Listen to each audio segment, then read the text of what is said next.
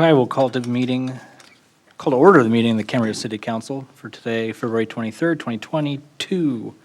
Purpose of the meeting at 4:30 is so that we can go into a closed session, but may we first have a roll call?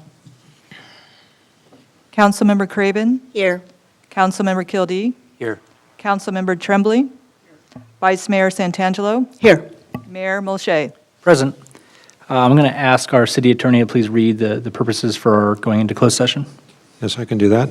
It's a conference with legal counsel, anticipated litigation, initiation of litigation pursuant to Government Code Section 54956.9D4. Number of potential cases is 2. And do I have any public comment?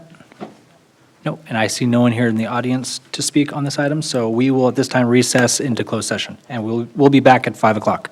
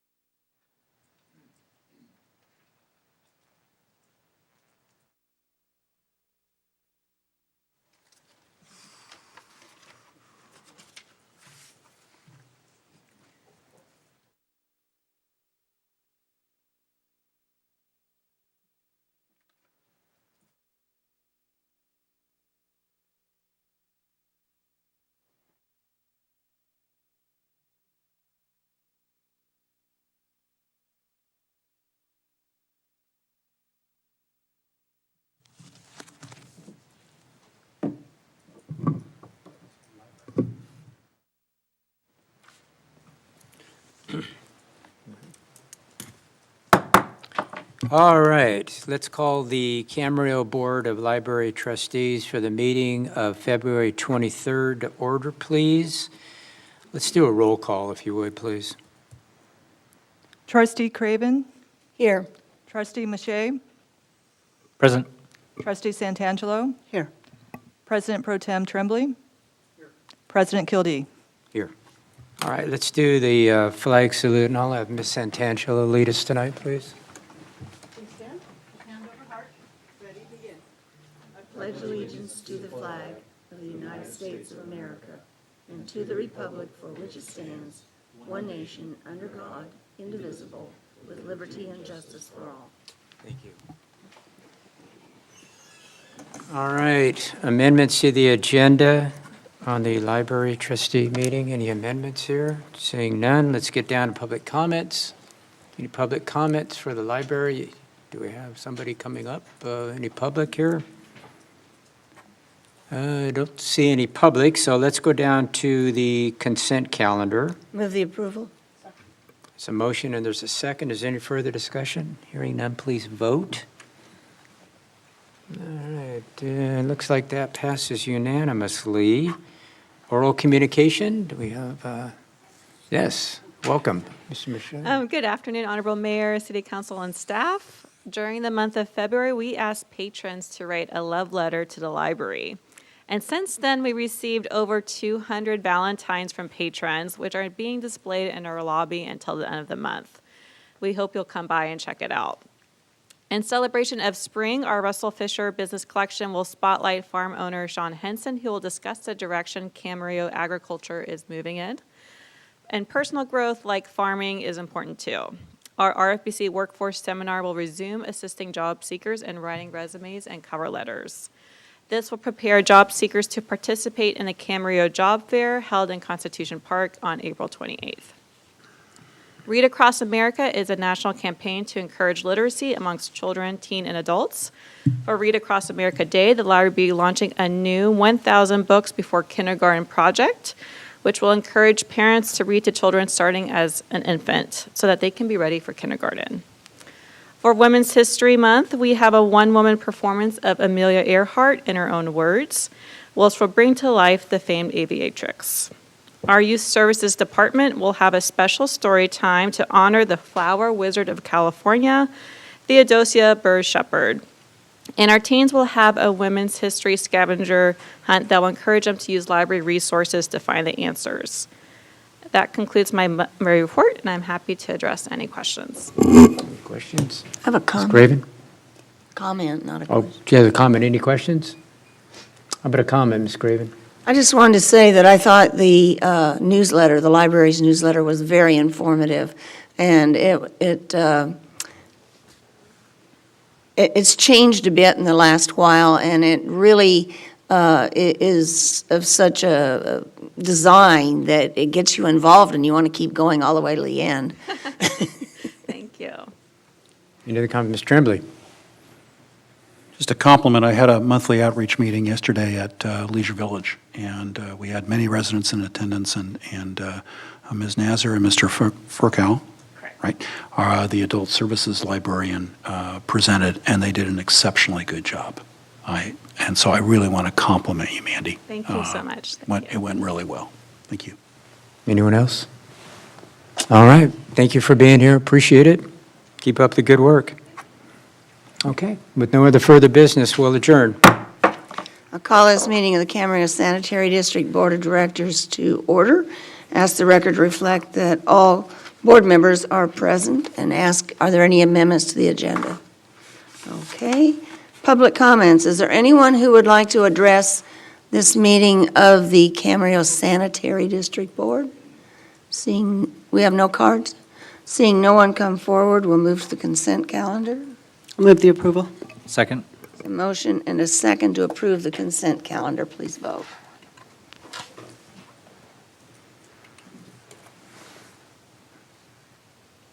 Motion carries unanimously. Okay, at this time, we will recess, but later we'll reconvene when the City Council takes up a presentation by Mr. Klotzel. So we are now in recess. I'm going to call order the meeting of the Camarillo Successor Agency. Let the record reflect that all board members are present. Do we have any amendments to this agenda? No amendments. Any public comments? Would anyone like to speak to the successor agency? I don't see anyone running up, so we're going to move to consent calendar. I'll move the approval Second. of consent. Well, I had a motion over here. I'll take motion Well, you and can chart. take it. Okay. Tony's motion, Kevin's second, I'll withdraw. and everyone please vote.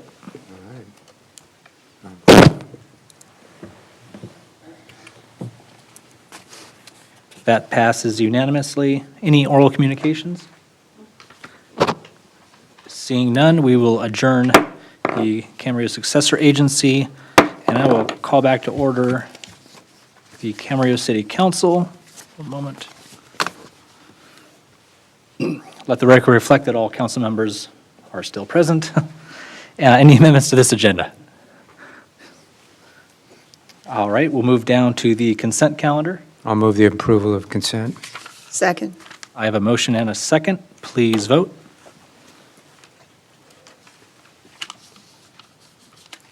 That passes unanimously. I want to take one quick moment, and I do want to point out, because it was on our consent calendar, item C, Miss Christy Buxkemper, our new city clerk, on the audience. Welcome to Camarillo. We're glad to have you. Thank you. All right, we're going to move down to discussion items. We have item K, and that'll be a presentation of an award, but prior to that, I've been informed that staff has a video that we'd like to share. So before I turn it over to the presentation, we wanted to debut a video of the ribbon cutting ceremony for the Disalter project. Obviously, this has been at the forefront of Camarillo's path to sustainability. The ribbon cutting, for those watching in TV land and here in the audience, was November 30th, 2021, and certainly marked a long-awaited milestone for our city, for both staff and council. So, and we're going to cue this up.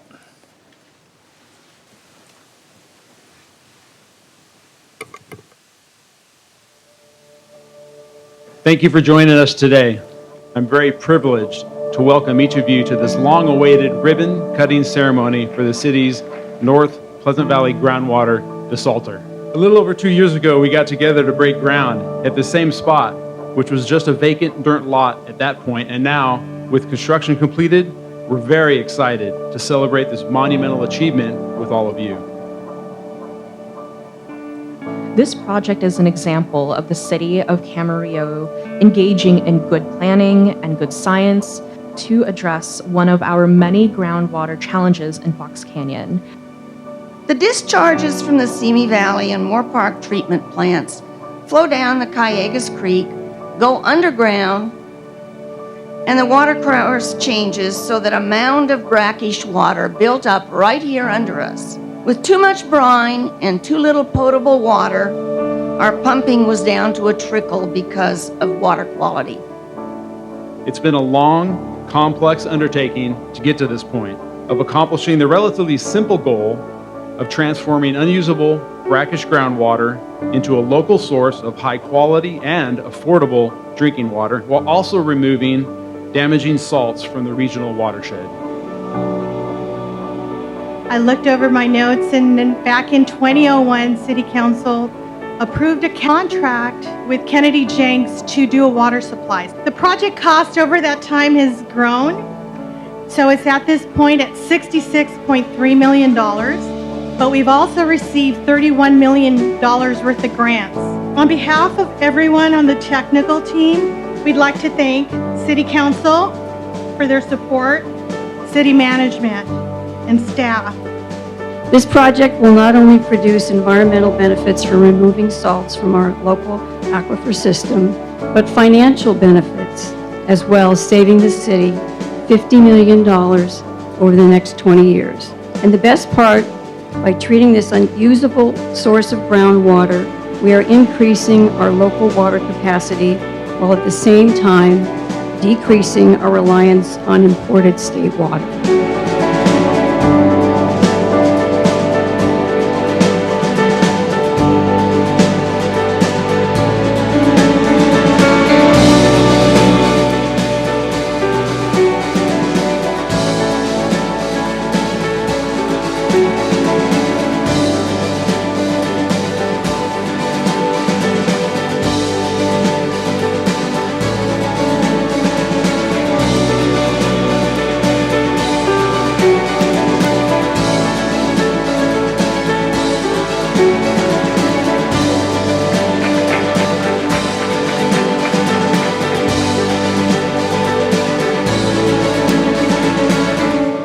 Commitment and persistence of so many individuals and agencies has now taken this remarkable project from concept to the reality you see before you today. We estimate that sometime in April, when we hope the raindrops keep falling on our heads, we'll all be singing in the rain and drinking our nice fresh water. The important thing, though, is that we thank you all for coming, and we are all here right now for this watermark moment, the ribbon cutting of the North Pleasant Valley Desalter.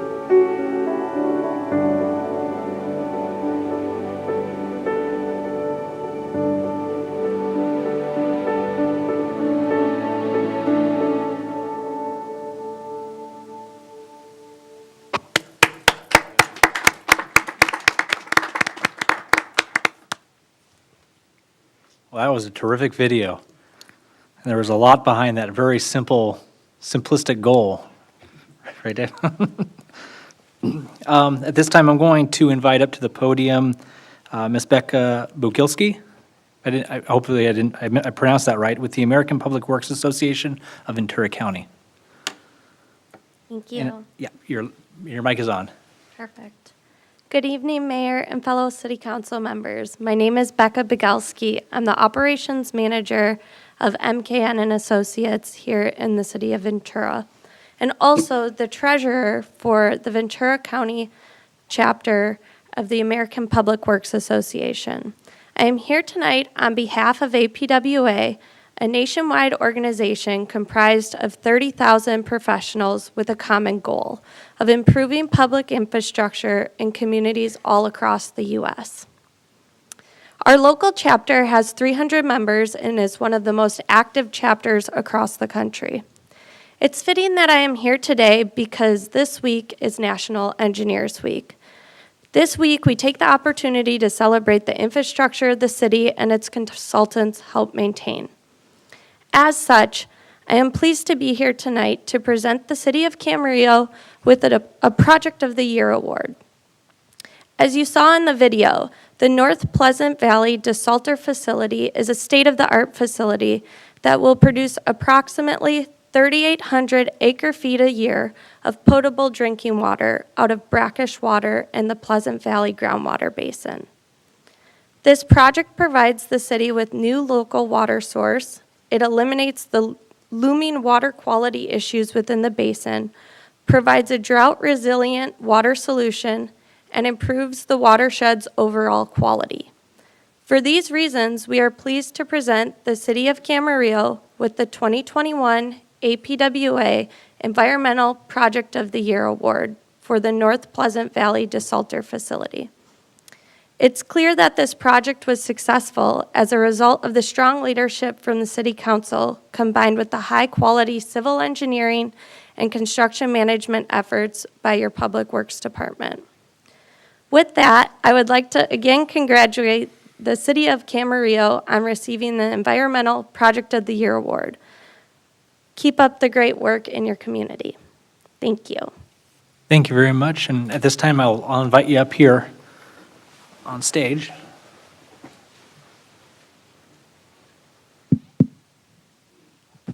Thank you, Brian. And I'll just simply say it's not all that often that the city receives awards. Usually we're the ones giving out awards ourselves. So to be a recipient of recognition is a great honor.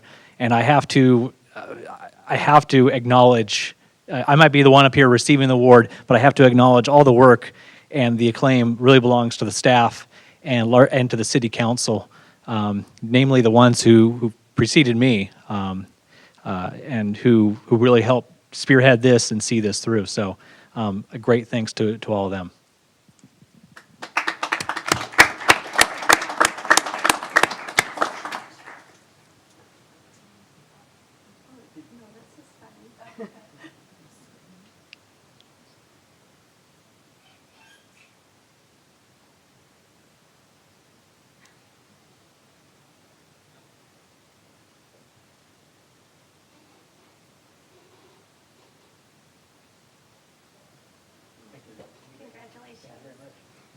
Thank you.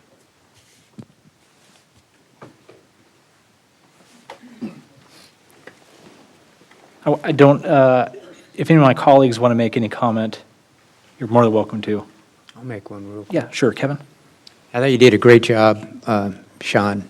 Thanks for recognizing, and I have to tell you, I've been up here a while. I never thought this project would get built. I really didn't, and pleasantly surprised. And it has to do with a lot of really good leadership, good engineering, and some good fortune too. But I appreciate, and if you could pass on to your, your colleagues, that we really appreciate, having this honor, and we feel very honored to get this plaque. And it's going to be a really good day when we get it up and running. And hopefully you'll be part of it, and you'll keep your eye on it. And who knows, maybe in the future we'll be able to, get another acknowledgement award for something else. Well, who knows? But this is a good start. So just want to thank you for being here. Yes. Yeah. Thank you so much. And I will tell you that our APWA chapter is very excited to come tour the facility in the near future. Good. Look Mr. forward to Tremblay? it. Sorry. You voted.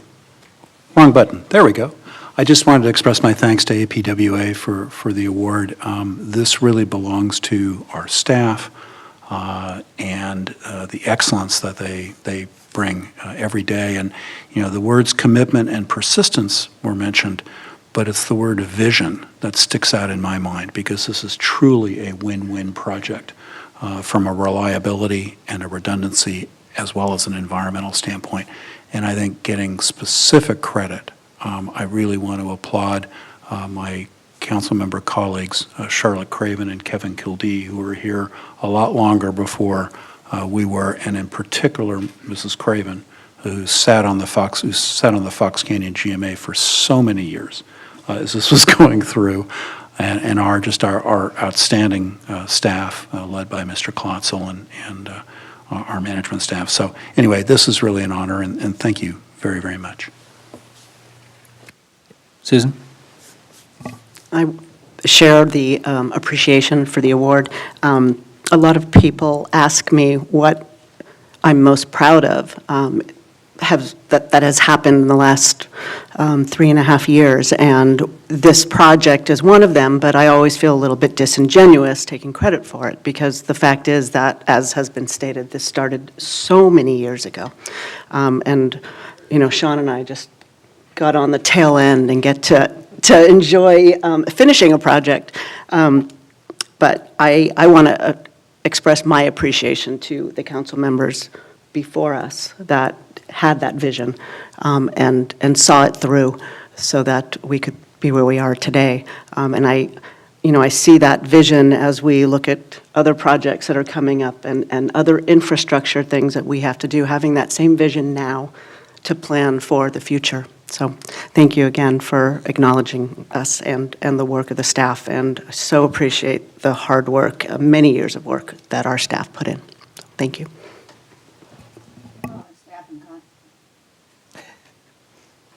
Thank you for the recognition. We do appreciate it. You don't do this kind of thing for recognition, but it's nice to receive it. And let's hope the rest of our projects don't take 27 years or whatever it was to get this done. All right, well, thank you very much. Big thanks all around. Yeah, thank you and congratulations. Thank you.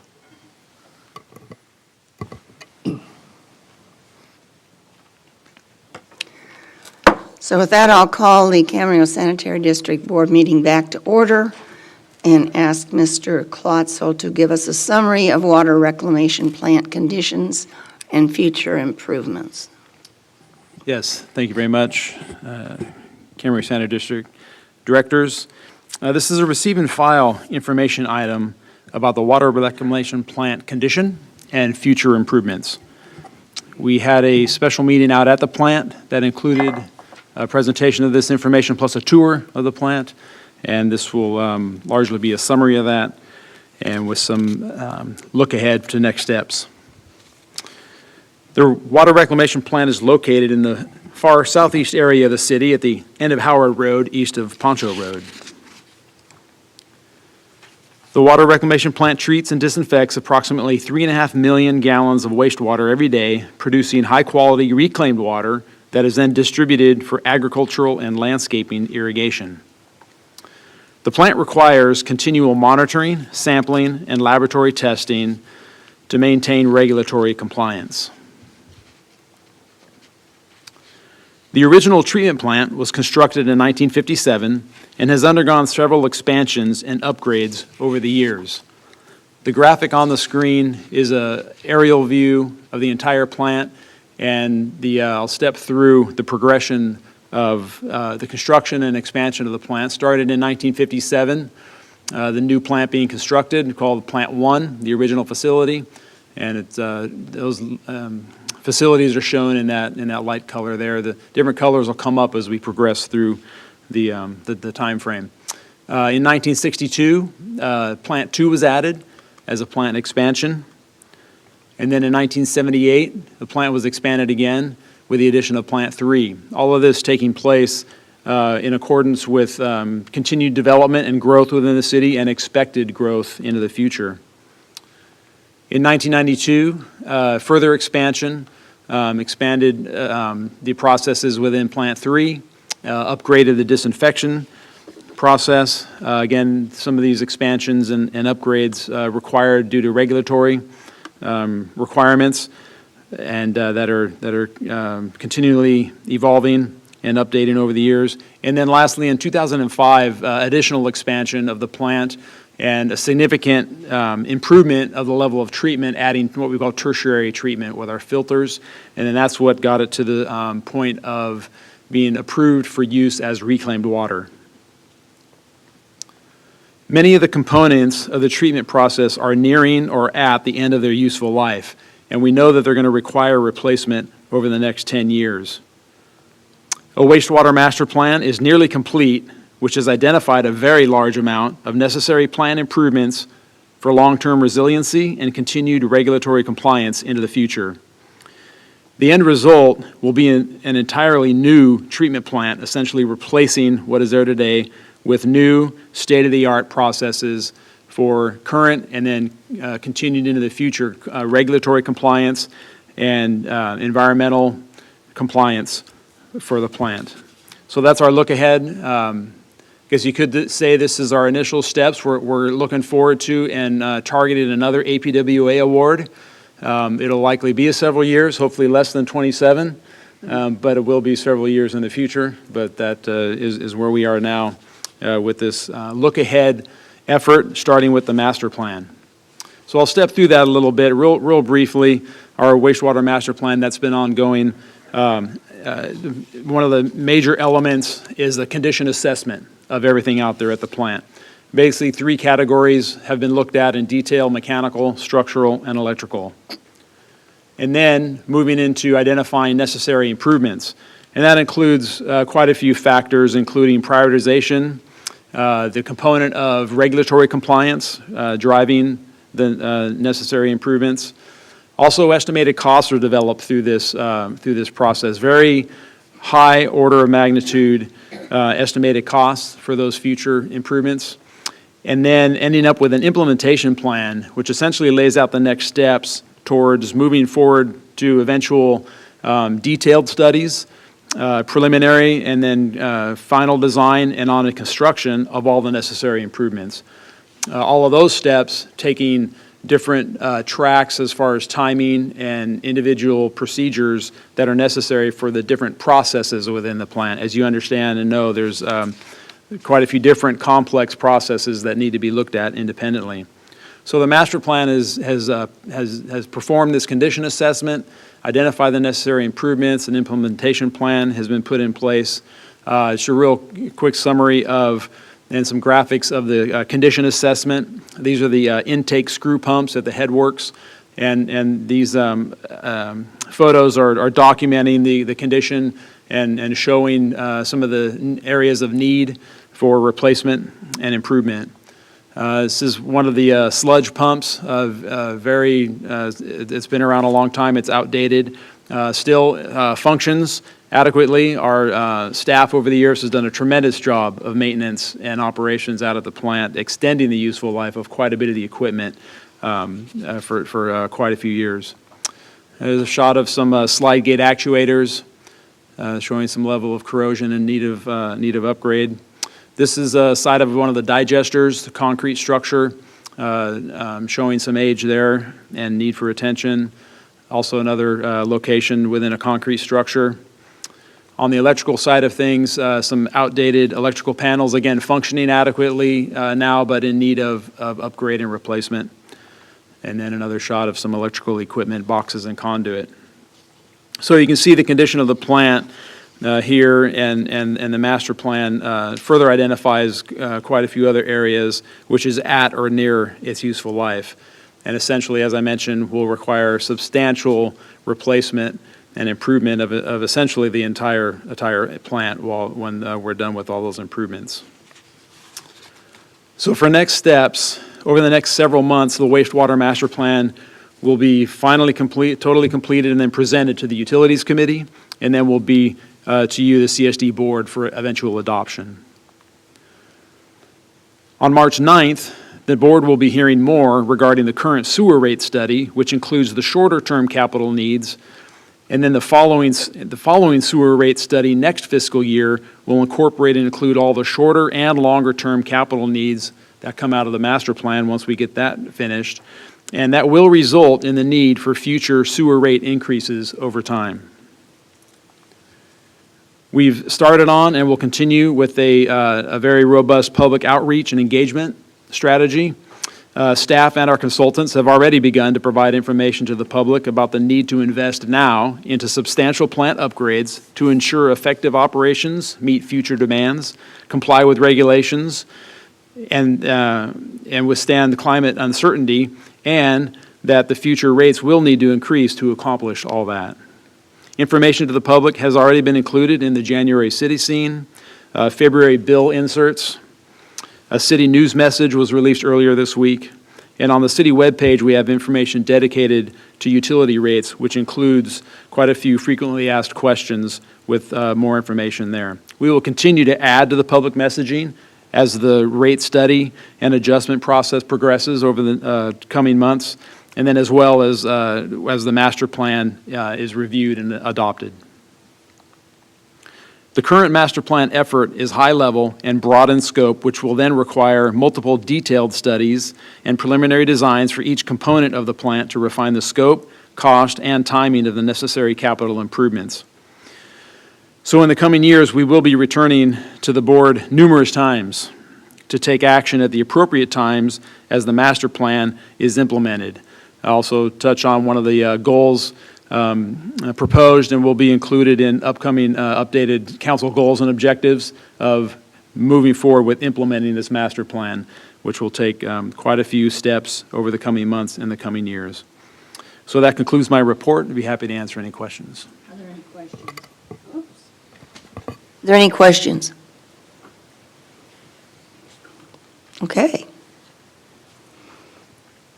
With that, we will adjourn the Camarillo Sanitary District Board meeting. And we will take up the next for Camarillo City Council. We'll take up the next item, item L, a presentation from Southern California Edison. And we have with us Mr. Rudy Gonzalez. I'm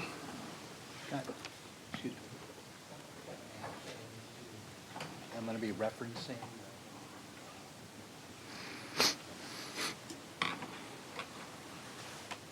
Yeah.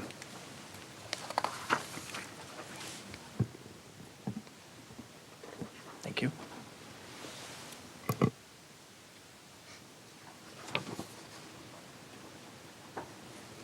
I'll be making reference to those maps later in the presentation.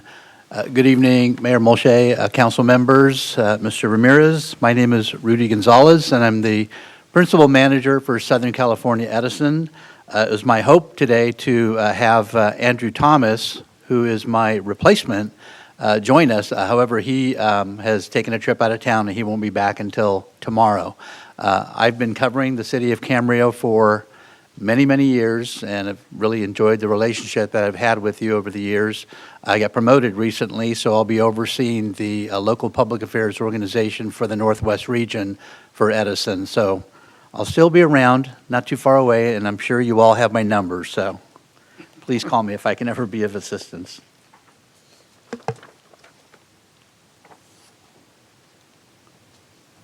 Here we go. Just some numbers to start out the presentation. To deliver safe, reliable, and affordable power, we monitor and maintain a very large electricity system, 50,000 square miles service territory, 4,600 circuits, 16 of which are here in Camarillo, 1.4 million poles, 119,000 miles of transmission and distribution lines, and 730,000 transformers. Public safety is our #1 priority. We have a really close working relationship with local police, firefighters, and EMPs, and we provide training, electrical safety training to those organizations.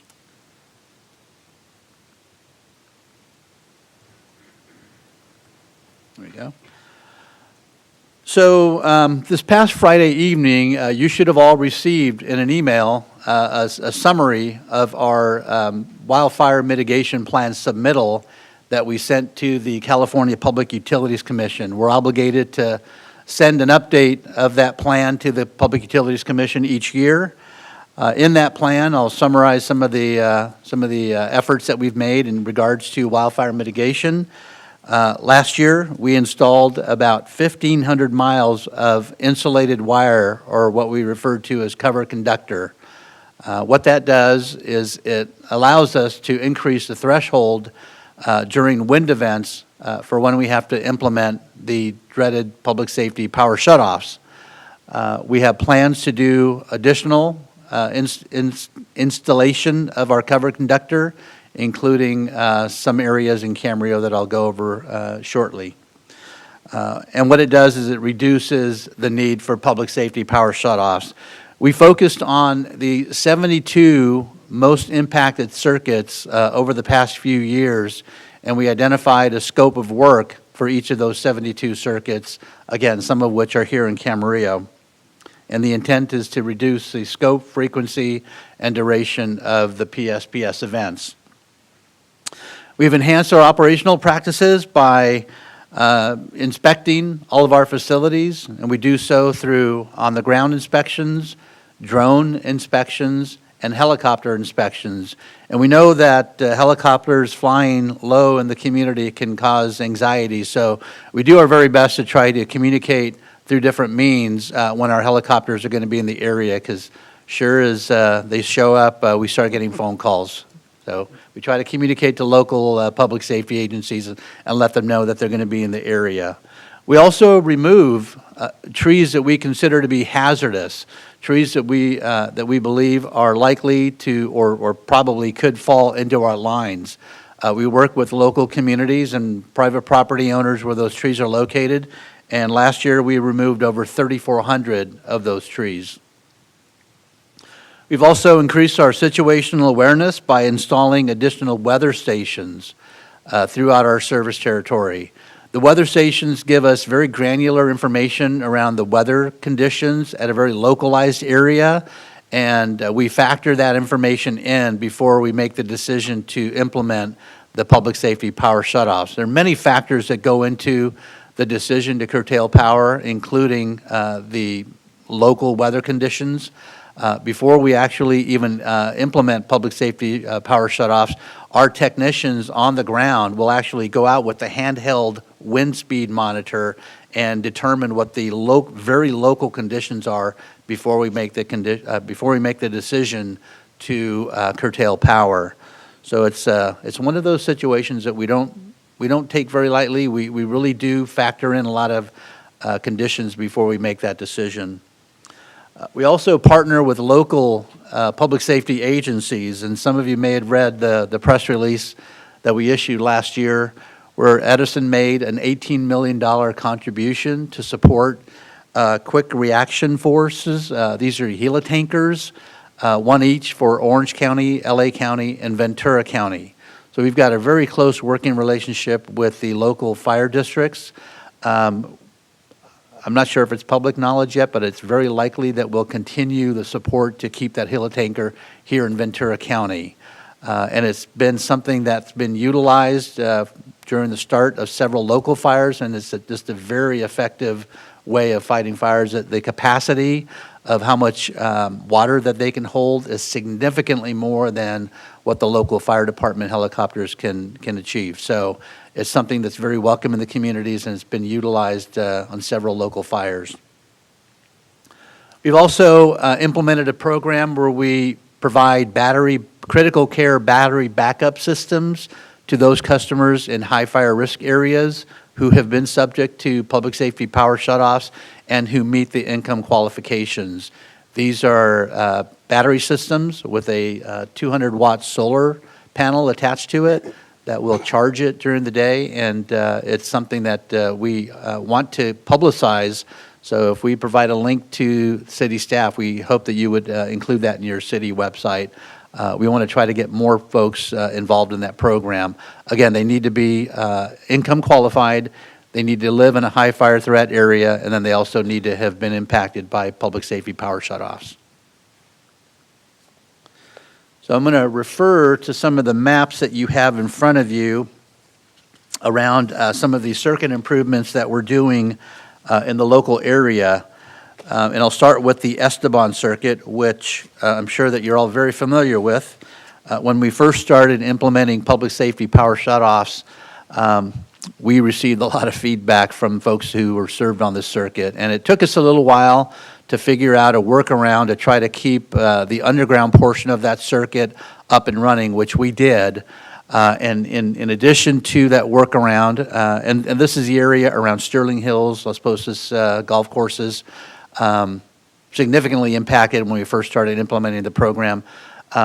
We are going to install about 13 miles of covered conductor on that circuit. So while we've completed the workaround, there's also portions of that circuit that are in a more rural area that are subject to the high winds and the possibility of debris flowing into the lines. So we're going to install covered conductor, and we're also going to add switching capabilities so that we can segment that circuit to keep more folks up with power.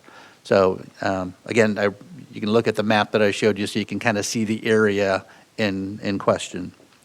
The Rosa Circuit, we're going to install about 4 miles of covered conductor, and we're also going to add additional switching capabilities on that circuit. And again, the intent is to minimize the need for public safety power shutoff and to provide flexibility in our circuitry so that we can reroute power and keep power up to as many customers as possible. On the Donlin Circuit, we're going to install about 4 miles of covered conductor, and again, we're going to add additional switching capabilities. The Flynn Circuit, which is more in town, it's going to have about 1.5 miles of covered conductor installed, and we're going to also add switches there. And then the Seminary Circuit, we're going to have about 800 feet of covered conductor installed there. And again, the intent is to minimize the need for, the duration, and the customer minutes of interruption if and when we have to implement a public safety power shutoff. And again, these 5 circuits are part of 16 circuits that serve the city of Camarillo. So in regards to reliability in Camarillo, we measure it by minutes of sustained interruptions. These are customer minutes of interruption. Prior to the Woolsey fire, the Camarillo average minutes of sustained interruptions was about 100 minutes. That's 100 minutes per customer per year. Our system average was about 137 minutes. So we were ahead of pace in regards to keeping the lights on here in Camarillo compared to the entire system. Following the Woolsey fire, when we started implementing the public safety power shutoffs, we went in the wrong direction. When we started implementing public safety power shutoffs, the Camarillo average minutes of interruptions per customer was about 402 minutes, and the Edison system average was 178 minutes, so well above the system average. Following the initial public safety power shutoffs on the Esteban Circuit, we completed that initial work to do a workaround around having to have the entire circuit out of power. And in 2020, post-initial work on the Esteban Circuit, the Camarillo average was 97 minutes, and the Edison system average was 201 minutes. So we're back on track in regards to providing better reliability to the community. The 2021 numbers are not yet available. When they are, they'll be sent to city staff, but it's our expectation that the numbers will continue to trend in the right direction. I'm going to move into customer rate options and assistance. We understand that, our rates continue to go up, and we know that that creates challenges for many of our customers. So we have various customer assistance programs that provide assistance to residents who are struggling to pay their electric bill. We have an energy assistance fund that will provide a one-time credit of $100 for individuals who make that request. If they live in an all-electric home, which I know many homes in Camarillo are all-electric, it'll provide up to $200 of assistance. We also have debt forgiveness for qualified residential customers enrolled in CARE, the Customer Assistance Rate Program, or the FARA programs. Customers who are eligible for energy-efficient appliances at no charge or minimal charge.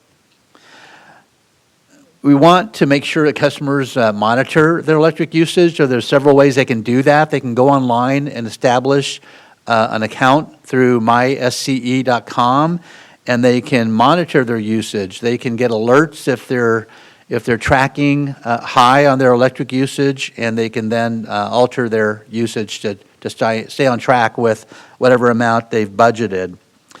Customers can also request payment extensions. The phone number that's provided there is 800-950-2356 for those customers who have been impacted by COVID and any other hardship can call and ask for payment extensions, and we can set up a payment plan to make it more affordable for customers to be able to pay their bills.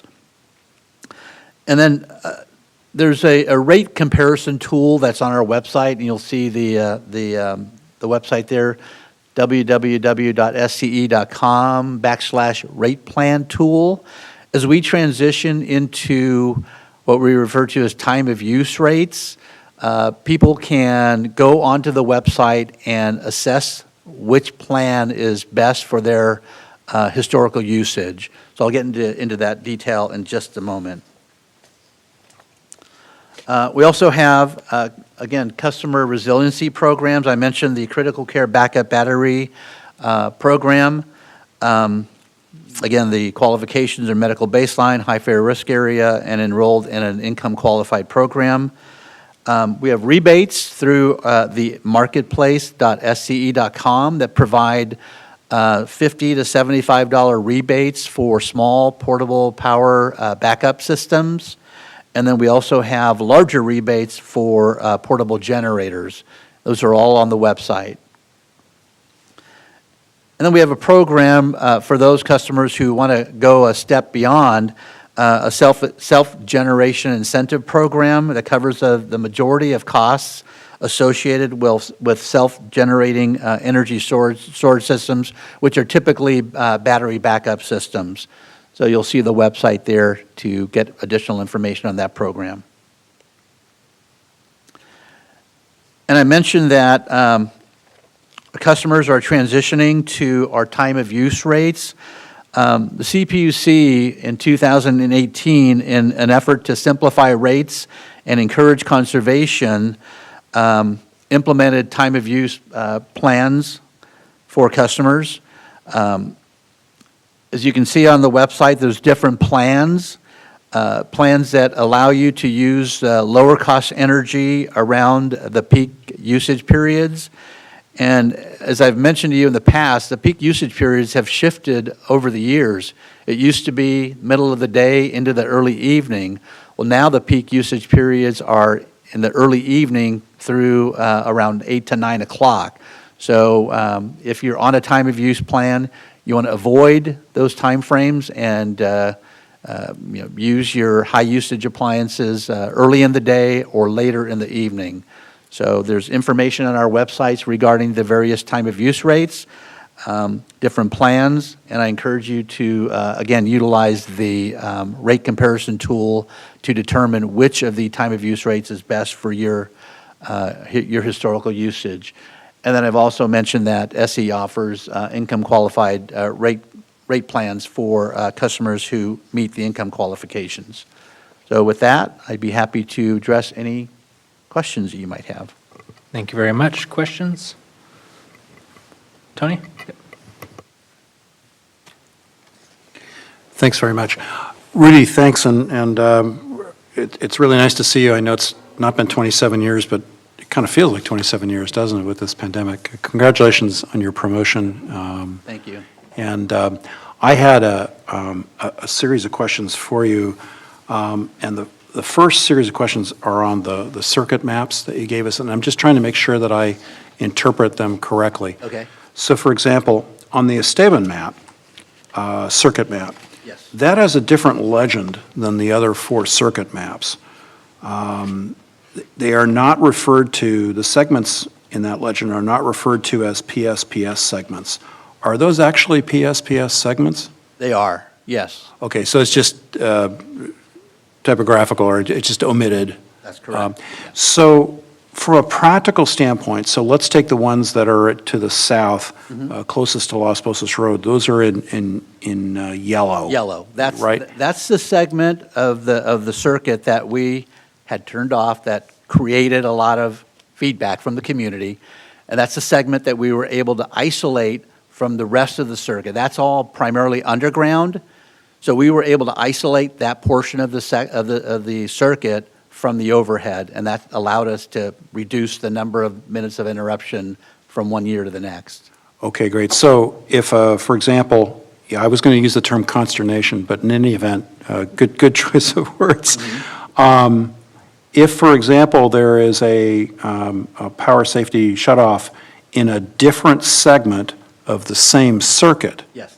you could still isolate, like let's say, for example, in the lilac-covered area of that circuit, you could, there was a shutoff, you could still isolate and keep the power on in the yellow shaded area of the circuit. I'm sorry, folks at home That's can't correct, follow yes. this, but, Yeah. okay. And by the way, all these maps are available on sce.com/maps.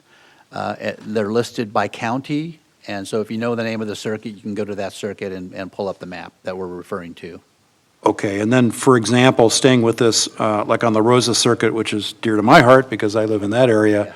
those are actually 2 different segments. So just because there's a green and a, I don't know, lilac? I don't know, I'm color challenged, but, so if the green circuit is, if there is a power safety shutoff, it doesn't necessarily follow that the lilac would be shut off. In other words, Correct. Yeah, we're going to do whatever we can to try to keep as much of the circuit up and running as possible, and that's where the added switching capabilities come into play. okay, all right, that's great, thanks. Second thing is, we've received a lot of, well, I'll call it consternation in terms of folks' electrical bills going up. What would you describe as the chief causes of those electricity rates going up? Would they be related to, well, no, I'm not going to presuppose the answer. Yeah. Let me ask you the question. Okay. Yeah, a lot of it has to do with wildfire mitigation. So, we're in a different age than we were 10 years ago. We're investing a lot in regards to grid hardening, the installation of the insulated wire, fire-resistant poles, That's the major cause for rate increases. And then also, we're transitioning to a green power. We have a document called Pathway 2045, which is our vision of how the state can achieve its 2045 greenhouse gas emission goals. And part of that is decarbonizing the electric utility industry altogether. So our plan is that by 2045, we won't have any natural gas-fueled electricity serving the state. It'll all be renewable power. In addition to that, we're going to be implementing plans to install charging stations for the electrification of transportation. That is far behind the curve from our perspective in terms of the number of electric vehicles that need to be on the road for us to be able to achieve those greenhouse gas emission goals.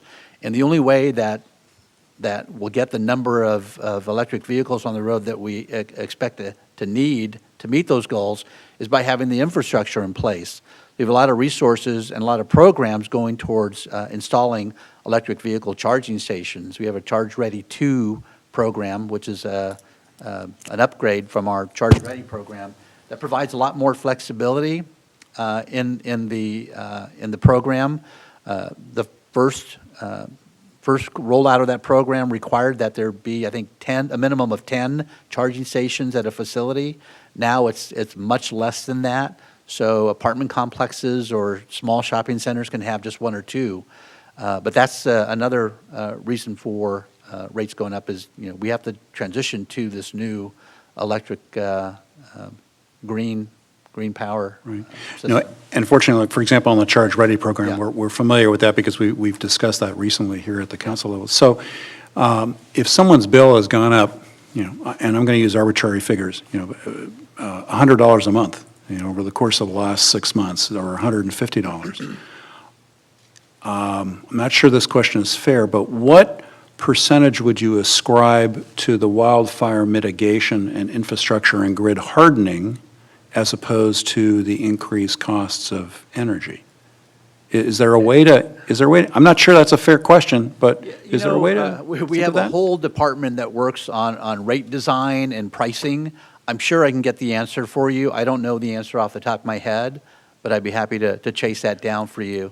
It is a significant portion of the rate increases that we've seen over the last 3 to 4 years. I can only speculate on it, but I would think it's a very substantial portion, particularly in light of, and I'm not asking to go back on the slide, but the slide, the PowerPoint slides do tell a story about the significant amount of grid hardening that Edison has engaged in. Right. And to me, that obviously costs a lot of money from a delivery standpoint. So I would be really curious to know that if we can. I'd be happy to chase that for you. Just so we can sort of say, I can say to residents, okay, look, here's what's happening, here's relative to your rate increases. The final thing I wanted to add, and again, thanks for being here. Sure. The final thing I wanted is the recent sheet that I think all of us got and most city residents got from both Edison and CPA on how your rate plan is changing, and it goes to the time of use versus the tiered rate, that was up on the PowerPoint. And Up to that. I'm sorry? Oh, yeah, sure, that'd be great. And so the TOU rate plans, based on how much and when you use energy. There is a clause at the very bottom on, and I'm specifically asking for your assistance on this. In my district, is a 55-plus community with over 2,100 homes that have, among other things, electric heat pumps. And they're electric. And the TOUD prime may be a better rate plan for them if they have one of the following. And I would ask if we could, you and I could find a way then to reach out, and this is Leisure Village. Sure. Off Santa Rosa Road, and provide them with specific, follow-up information to this TOUD prime.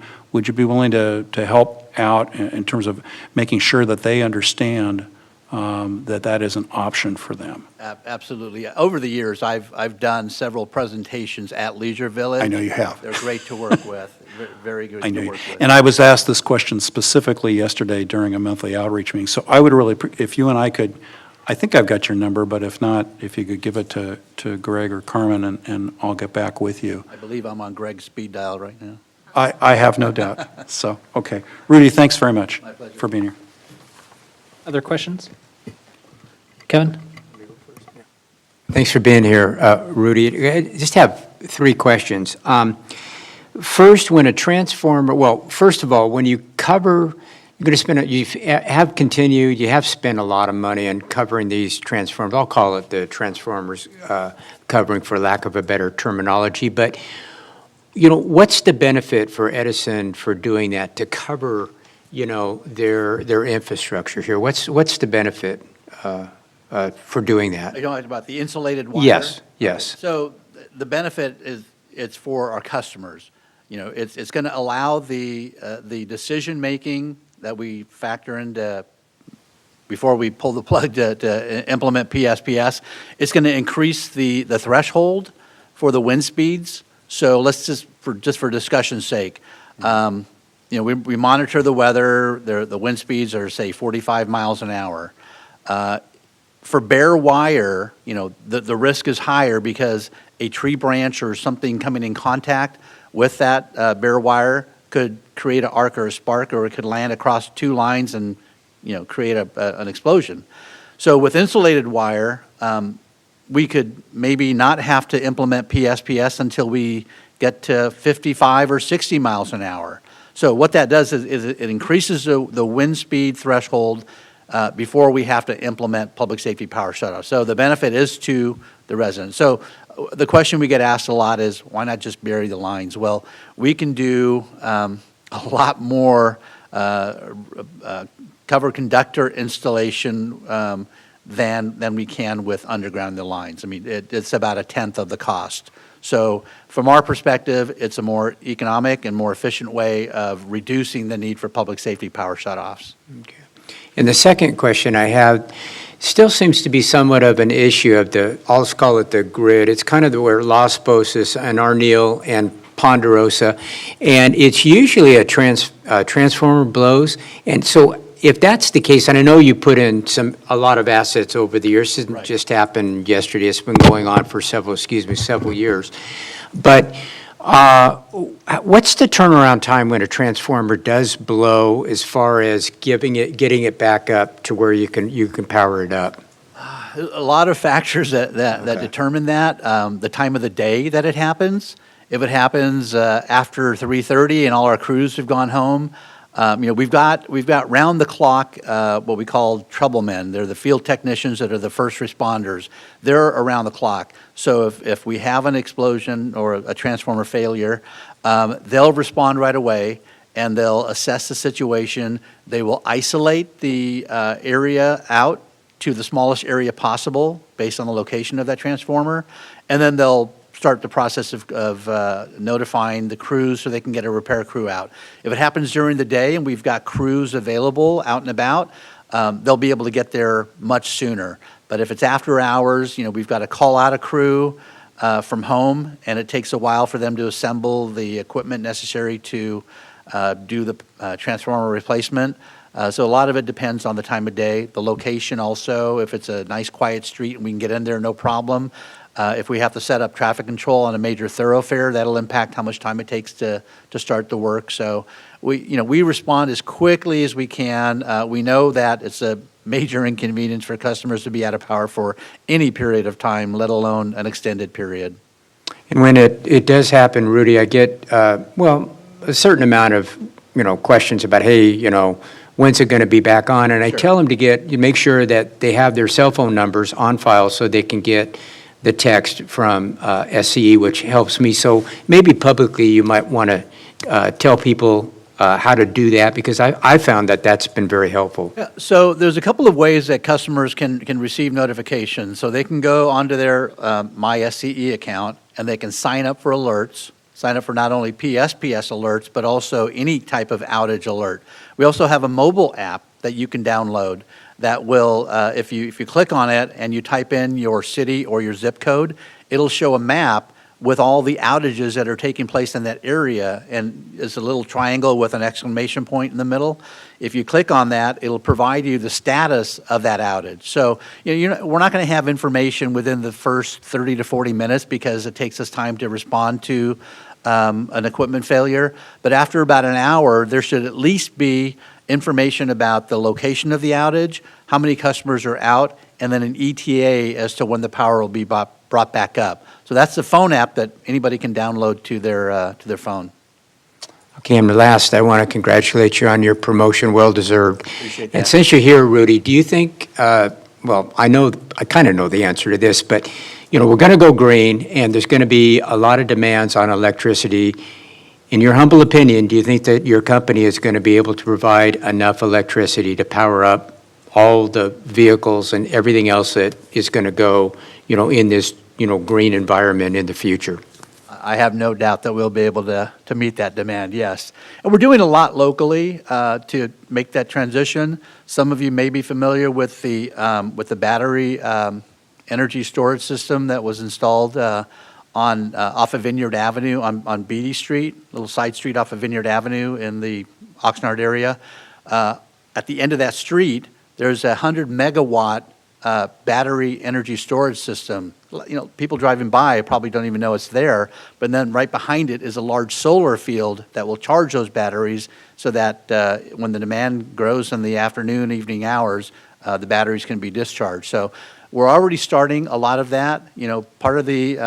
Part of what we're doing is working with third-party developers.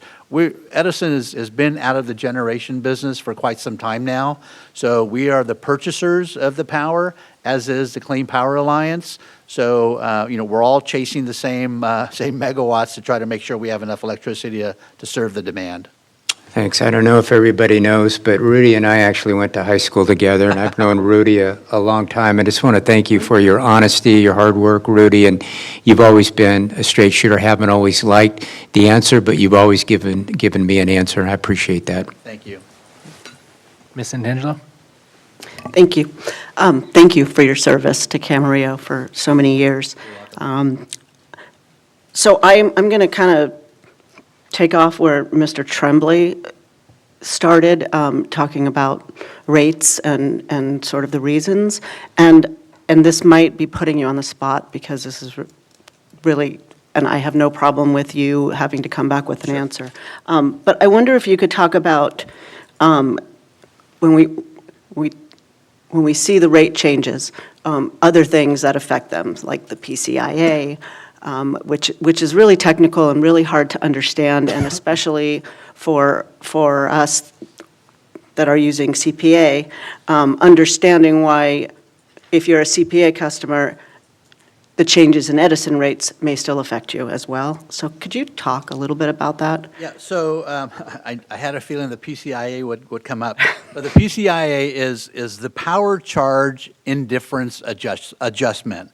And when the community choice aggregators were implemented, however many years ago they came on, the CPUC had to do an assessment and determine the existing utilities sign long-term contracts for electricity, right? So when you have a group of customers that decide mid-contract that they're going to leave and go get their electricity from another source, it unfortunately leaves those remaining with the electricity holding the bag for the power that we had secured on their behalf many years in advance. So the California Public Utilities Commission came up with the power charge indifference adjustment, and what it is, it's a rate applied to customers who choose to receive electric commodity service from third-party service providers, such as a community choice aggregator like Clean Power Alliance. To ensure those customers continue to pay their proportion of the above-market costs associated with resource commitments made by the utility on behalf of their departures, so on behalf of them prior to their departures. So it's just making sure that the customers who stay with Edison remain whole and don't carry that burden for the customers that choose to leave. The good news is that the PCIA for Clean Power Alliance is going to go down as a result of some of these contracts going off the books. So, our rates, we have a rate structure where we go into the California Public Utilities Commission every 3 years, and we do a forecast. We give them our best guess as to what all of our costs are going to be for that next 3-year cycle. It's called the GRC, General Rate Case Rate Cycle. So we're not always exact, and there are adjustments that take place during that 3-year period in between the rate cases.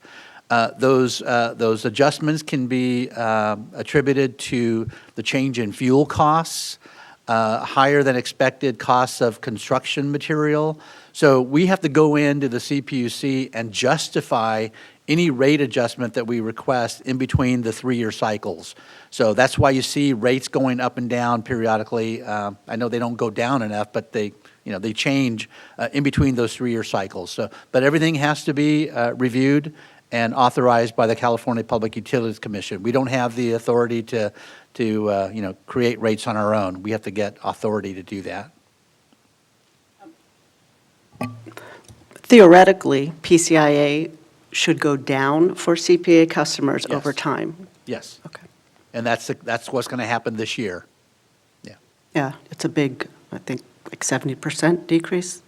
I believe it is 7%, yes. Yeah, so that, okay. And then the other thing, you were talking about the time of use. Do you know if the time of use plans are equivalent to CPA time of use plans?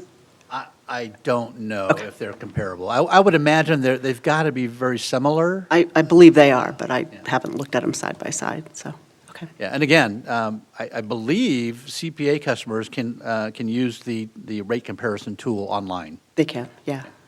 Okay, thank you. You're welcome.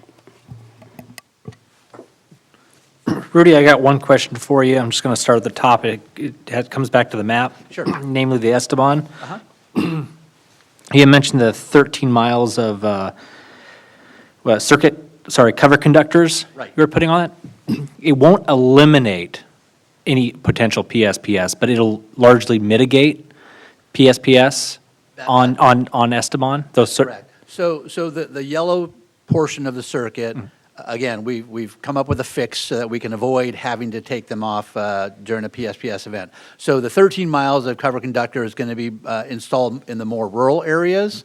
And again, that'll increase the wind threshold speed before we consider shutting the power off. So it'll help. Well, it'll largely mitigate any need to switch off that circuit and thus switch that portion of the Esteban, namely that's, like you said, Spanish Hills and Las Posas Estates, to other circuits then. Right. Yeah. Right.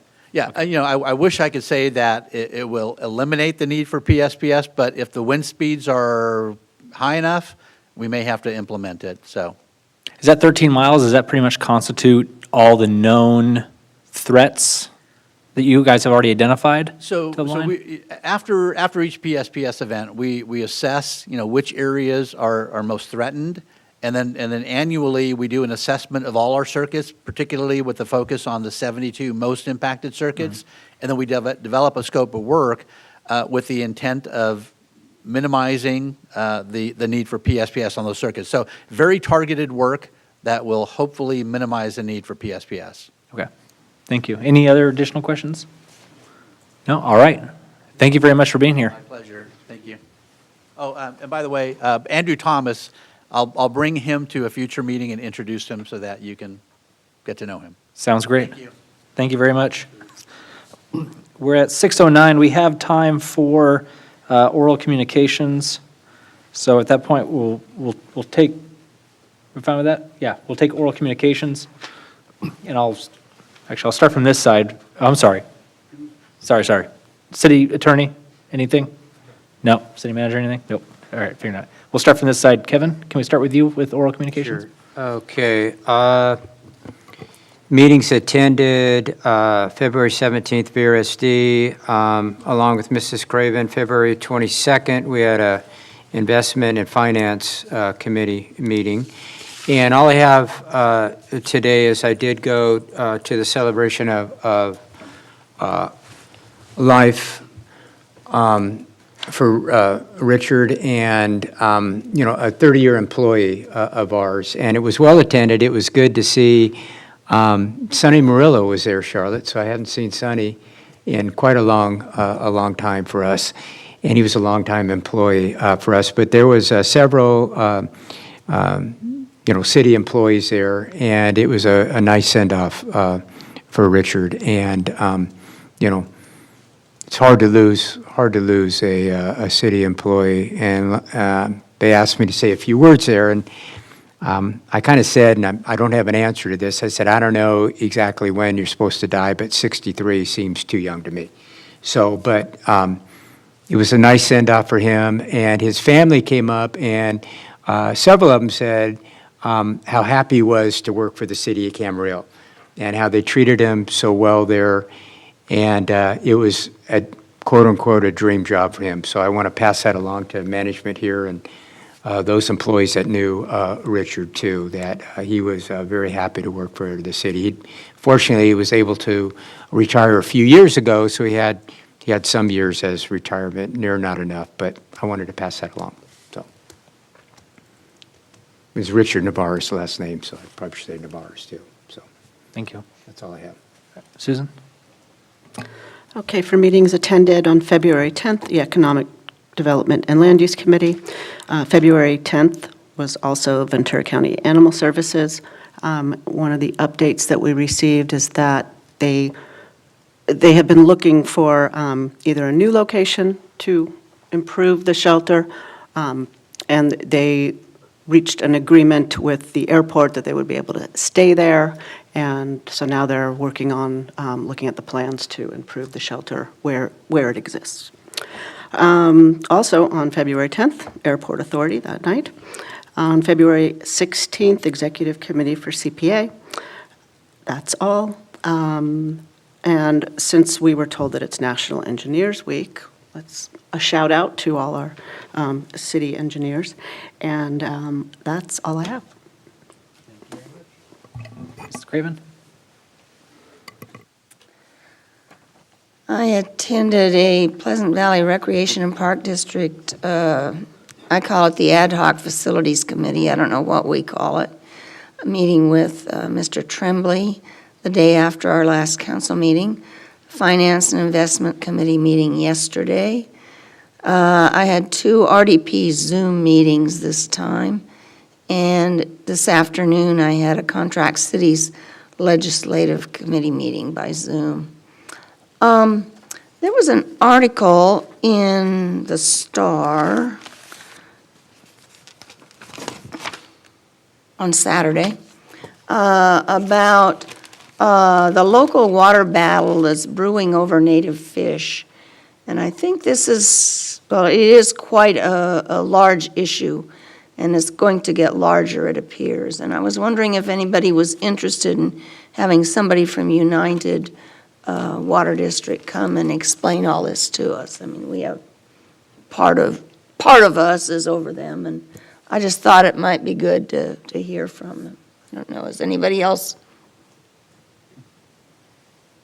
I see a lot of head shaking, Mr. City Manager. So I'll leave this here. Okay, and then do we want history lesson after everything or now? What do you think? Is it on the longer side or the shorter side? You want to read it after? It's shorter than last time's. Gotta find You can read it. it. You can go now if you want.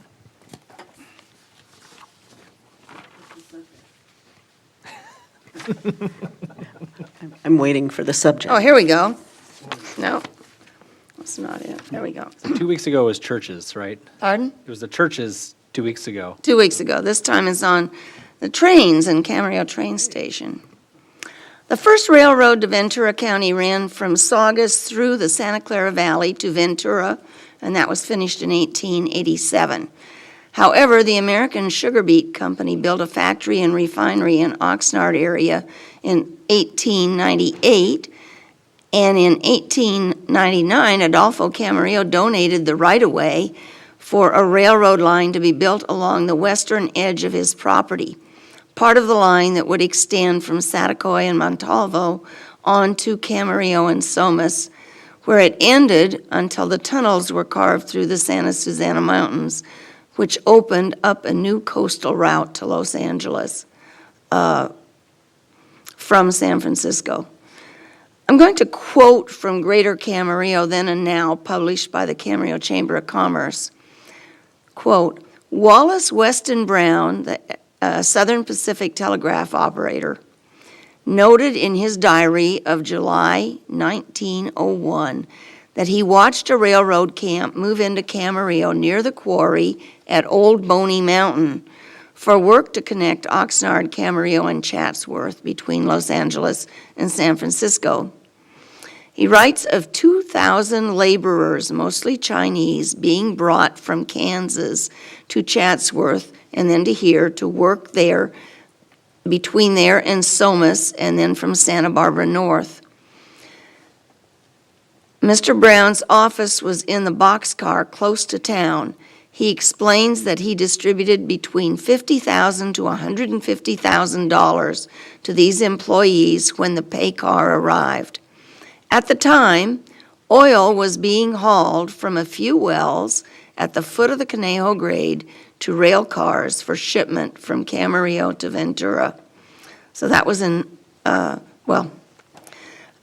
book continues. John Sebastian, who had moved his mercantile store from Springville to the depot area, had a branch at the quarry for railroad workers. No liquor was sold or handled at the camp, nor were religious gatherings permitted, and the reasons were not explained. This coastal route was completed on March 20th, 1906. The proposed name of Callegas was soundly rejected by Southern Pacific because of pronunciation difficulty. They named it the Camarillo Depot. In his book, Past and Present Camarillo, David Reel reports that a December 23, 1910 article from the Oxnard Press Courier quoted station agent Mills as saying the depot opened December 5, 1910, and that according to Juan Camarillo's diary, the first person to buy a ticket was Frank Fitzgerald. The depot handled passengers and freight for 52 years until the last train stops on April 25, 1958. Local residents and businesses protested loudly, but the Public Utilities Commission made the final decision. 9 years later, Southern Pacific formally handed the depot over to the Pleasant Valley Historical Society on a day of much celebration. The plan was to move the building to another site and use it for historical purposes. Unfortunately, neither land nor resources were obtained for the move, and the railroad finally demolished the building in either 1968 or 69. But that's not the end of the story. Early on the morning of January 17, 1994, the 6.7 magnitude Northridge Earthquake did tremendous damage to Southern California. A large bridge over the intersection of the I-5 and State Route 15 freeways collapsed near Santa Clarita, as did one over the I-10 and a couple on the 118. In all, 6 bridges failed and 4 others were so badly damaged that they had to be replaced. The U.S. Department of Transportation's Federal Highway Administration sent a team out to assess the situation. Part of the U.S. DOT's team inspected bridges, while other members of the team looked at possible new rail stops to handle commuters. Millions of people depended upon the freeways to get to work, but with 4 major freeways closed in critical places and with detours on surface streets not available as alternates at some locations, they wanted to find out if adding rail options would alleviate some of the commuter traffic problems. They also recognized that the 101 freeway was extremely important as the only alternative for truck traffic between San Francisco and Los Angeles, with the railroad along the route providing additional backup. John Elwell was the city of Camarillo's Public Works Director at the time, and he was notified that the team would be in Camarillo to assess our bridge over the railroad tracks at a certain time on a specific date. The purpose was to make sure the old bridge would not crumble and interfere with rail traffic. John was ready, and remember, that was the old bridge, not this new one we have. John was an interesting man. He strongly believed in 6 degrees of separation and immediately started asking questions when he'd meet somebody new. This time, however, I noted he didn't inquire of where anybody was from or who they were related to. I was not the mayor that year, Ken Gose was, but he was busy that morning, so I represented the council. John kept me by his side, and we both stayed alongside Mr. Archuleta as we walked across the old freeway bridge and back. John put in a pitch after pitch to have the train stop in Camarillo. It wasn't going very well. Every time John mentioned a train stopping here, Mr. Archuleta would say it was just a few miles down the road with no bridges to the Oxnard station. Finally, John gave it his last shot. "So how's Bob?" he asked. "Bob who?" asked Mr. Archuleta. "Why, your brother Bob," said John. "How do you know Bob?" asked Mr. Archuleta, not really admitting that he had a brother Bob. "I taught him in Pueblo Community College," said John. Even though he was from southern Colorado and had worked in Pueblo, he always called it Pueblo. They chatted for what seemed like ages as we stopped on top of that old bridge with traffic flying beside us at top speed. The conversation went from whatever John had taught Bob to people in the Archuleta family to other people they both knew in Pueblo. John was an affable guy who could talk forever. At last, somebody came to retrieve Mr. Archuleta, and we all went home.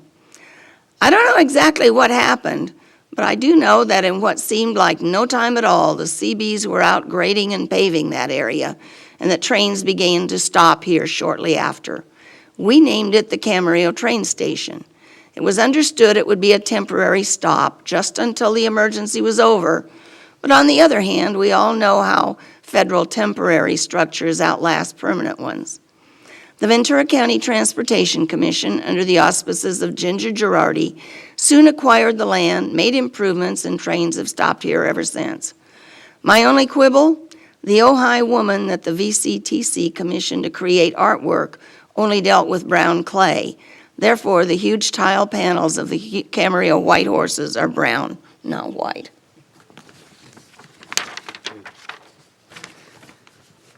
And now you know. Thank you very much. Mr. Tremblay? I have a really tough time following, not following the presentation. I can go following last Charlotte. from now on. No, it's great, and actually I can use some of the knowledge gained at VCTC. So I'm looking forward to that. So, all right, meetings attended since February 9th. February 10 with Mrs. Craven, the PVRPD Liaison Committee. I had a statewide CASA, California Association of Sanitation Agencies board meeting. On February 11th, 2 committee meetings for MetroLink, speaking of trains, both the Executive Committee and the Contract Operations and Maintenance and Safety Committee. And then with the Mayor Utilities Committee meeting later that day. And by the way, kudos again to Mr. Klotzel and to staff. The wastewater, the master plan process is a huge undertaking and extremely important. I mean, infrastructure, water and wastewater infrastructure and public safety, among other things, are just the backbone of a municipality. So I really want to compliment you, Dave, on the thoughtful, and staff on the thoughtful process so far. All right. On February 23, this morning actually, we had a conversation with senior management and VCTC staff on a number of transportation-related items.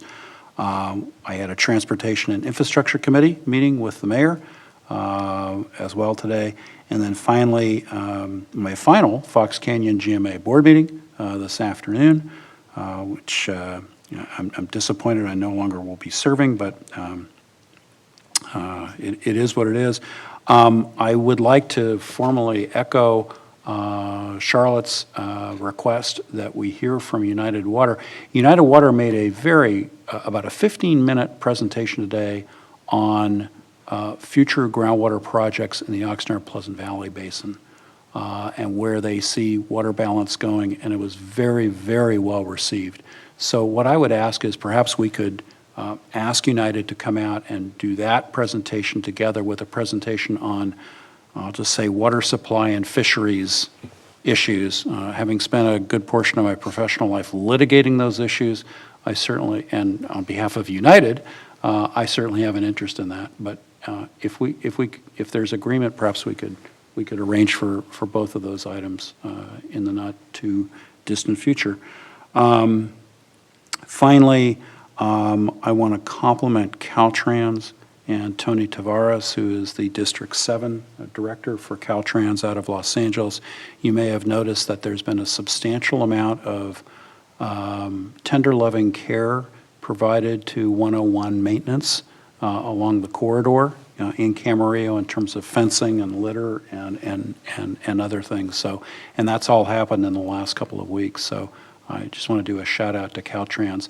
They have an awful lot on their plate.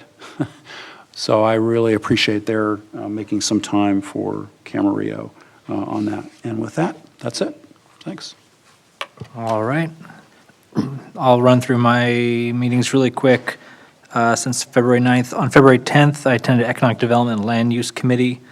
Also on February 10th, the Airport Authority. February 11th, I had a Utilities Committee with Mr. Tremblay. I also did a podcast with the Acorn, Mr. Alex Wilson. February 22nd, yesterday, Mr. Ramirez and I had a very good conversation meeting with Supervisor Kelly Long in light of our discussion on redistricting and how we can strengthen our communication relationships between the city of Camarillo and her office. And so that was a very beneficial conversation. We got to cover a lot of ground. So we recommitted to making sure we have open lines of communication going forward. February 20th of today, Transportation and Infrastructure Committee with also Mr. Tremblay. And that is all I got. With that, we are going to recess back into closed session. I want to take a poll. Do we want to take like a 10-minute break and then try to recess in back closed session prior to coming back here at 7? Sound great? Sound good? Okay, we'll do that. So we're going to recess. We'll have a break, but we'll recess back into closed session. We'll be back here at 7.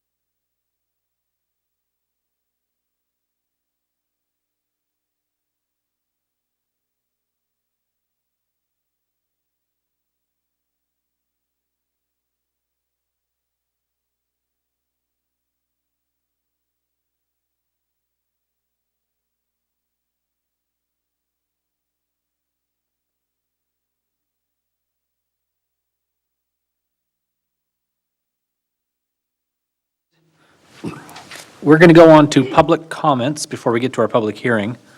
And I'm going to ask if anyone has any public comments. Would anyone like to make public comments on anything that's not on the agenda? If you hope to make public comments on the public hearing, we'll have a separate time there. But at this point, does anyone want to make a public comment on anything that is not on the agenda this evening?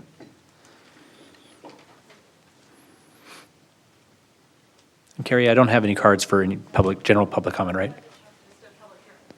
Yeah, but no public comment. It doesn't look like it. Okay. All right, we're going to proceed to our public hearings. In item M, redistricting, public hearing number 4. It's my understanding we have a Hispanic translator here. Would you mind come up and just make a quick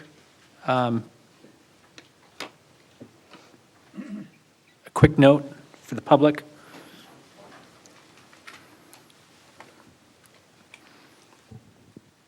Buenas tardes. Para aquellos que quieran hacer comentarios o escuchar esta presentación en español, tenemos equipo para que lo puedan hacer. Gracias. Thank you very much. All right, let's turn over to staff for presentation. Thank you, Mayor, and good evening, City Council. This is the 4th scheduled public hearing on the City of Camarillo's redistricting process. Mr. Ken Chalkins from National Demographic Corporation is here tonight, but I'll introduce the few slides here. In 2019, the City Council adopted MAP 130 by ordinance, transitioning from at-large elections to districts. And the first district election then occurred in 2020 for Districts 3 and 4. To coincide with the new U.S. Census data, the city must undergo this redistricting process, which ensures that all districts are substantially equal in population as possible. The official 2020 population for the city of Camarillo is 70,850, and for the purposes of redistricting, each council district must have approximately 4,170. There are other legal requirements that Mr. Chalkins will provide for you a little bit later. The purpose of the first public hearing held on October 13th was to educate the community on the redistricting process and to discuss the legalities of the process and to receive community input on what community interest is. At the second public hearing then on November 10th, you were presented with a demographic analysis based on the 2020 census information and were informed on the tools available to the public. The City Council took input from the community and on the redistricting process. At the third public hearing then, this was our last public hearing on January 26th, City Council was presented with proposed maps submitted by the public, as well as proposed maps by the consultant. Once the maps are received by the city clerk's office, whether digital or on paper, the maps are provided to the consultant, and in turn, the consultant analyzes the maps and provides the demographic information. And this is all based on the boundary lines that are provided by the author. The developed maps and the pertinent information, as well as the link to the author's DRA map and comments are posted. The consultant then makes these individual maps and creates an interactive layering map. And so those are the different types of tools that you've been using and the public's been using during this process.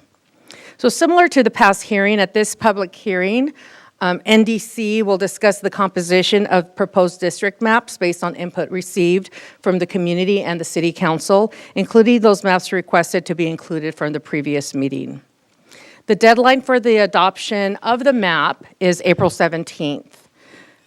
You have a lot of information before you, a lot of information you've considered since the maps were posted.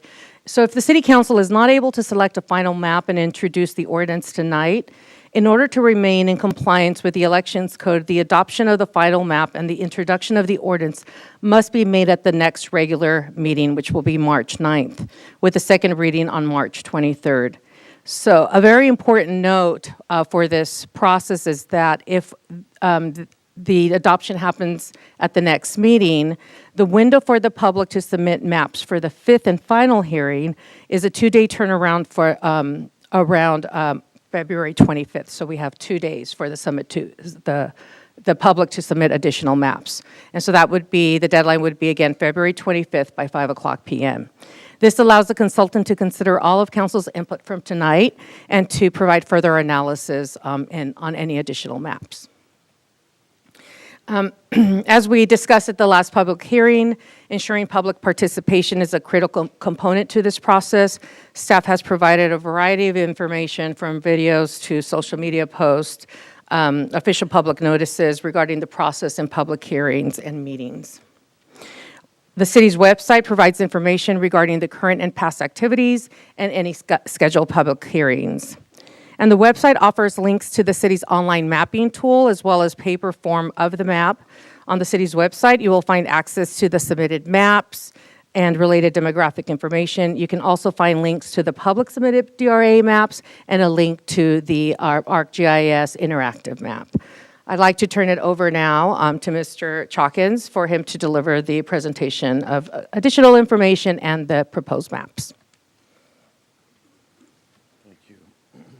It's this one? It is, yeah. If you could just make sure you speak into the mics, that way everyone can hear you. Absolutely. Thank you. Mr. Mayor, members of the council, staff, and public, thank you for having me again. I'm going to run through these slides, and we do it each time because there could potentially be members of the public who haven't seen the sort of framework. This is the most critical slide, I think, in the deck, other than the maps that you have to consider. This gives you the rules of the road and the parameters around which maps need to be drawn. On the left-hand side, you'll see the federal law, which is under the Federal Voting Rights Act. As the city clerk mentioned, it's another way of saying it is one person, one vote. Every 10 years, the population changes, it moves, districts get annexed, they get growth, all kinds of things happen, and you want to make sure that districts are approximately the same size so that there's equal representation. The second check has to do with what are called protected classes, linguistic or ethnic minorities.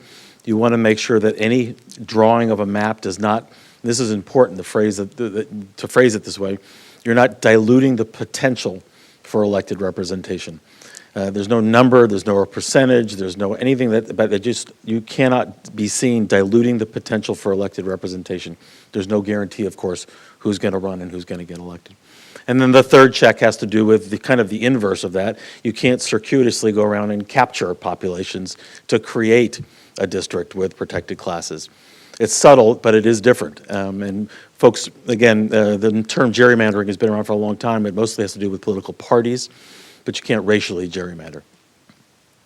In the middle, you'll see California law. The Fair Maps Act was passed that added a lot more teeth and, frankly, more than the rest of the United States. The Californians are relatively strict compared to what a lot of states are doing. Most states are doing. These are the areas where you, on top of the federal law, you have to follow these as best as what's called practicable. You won't get it right on the button, but the first is contiguity. You need to make sure that districts are connecting.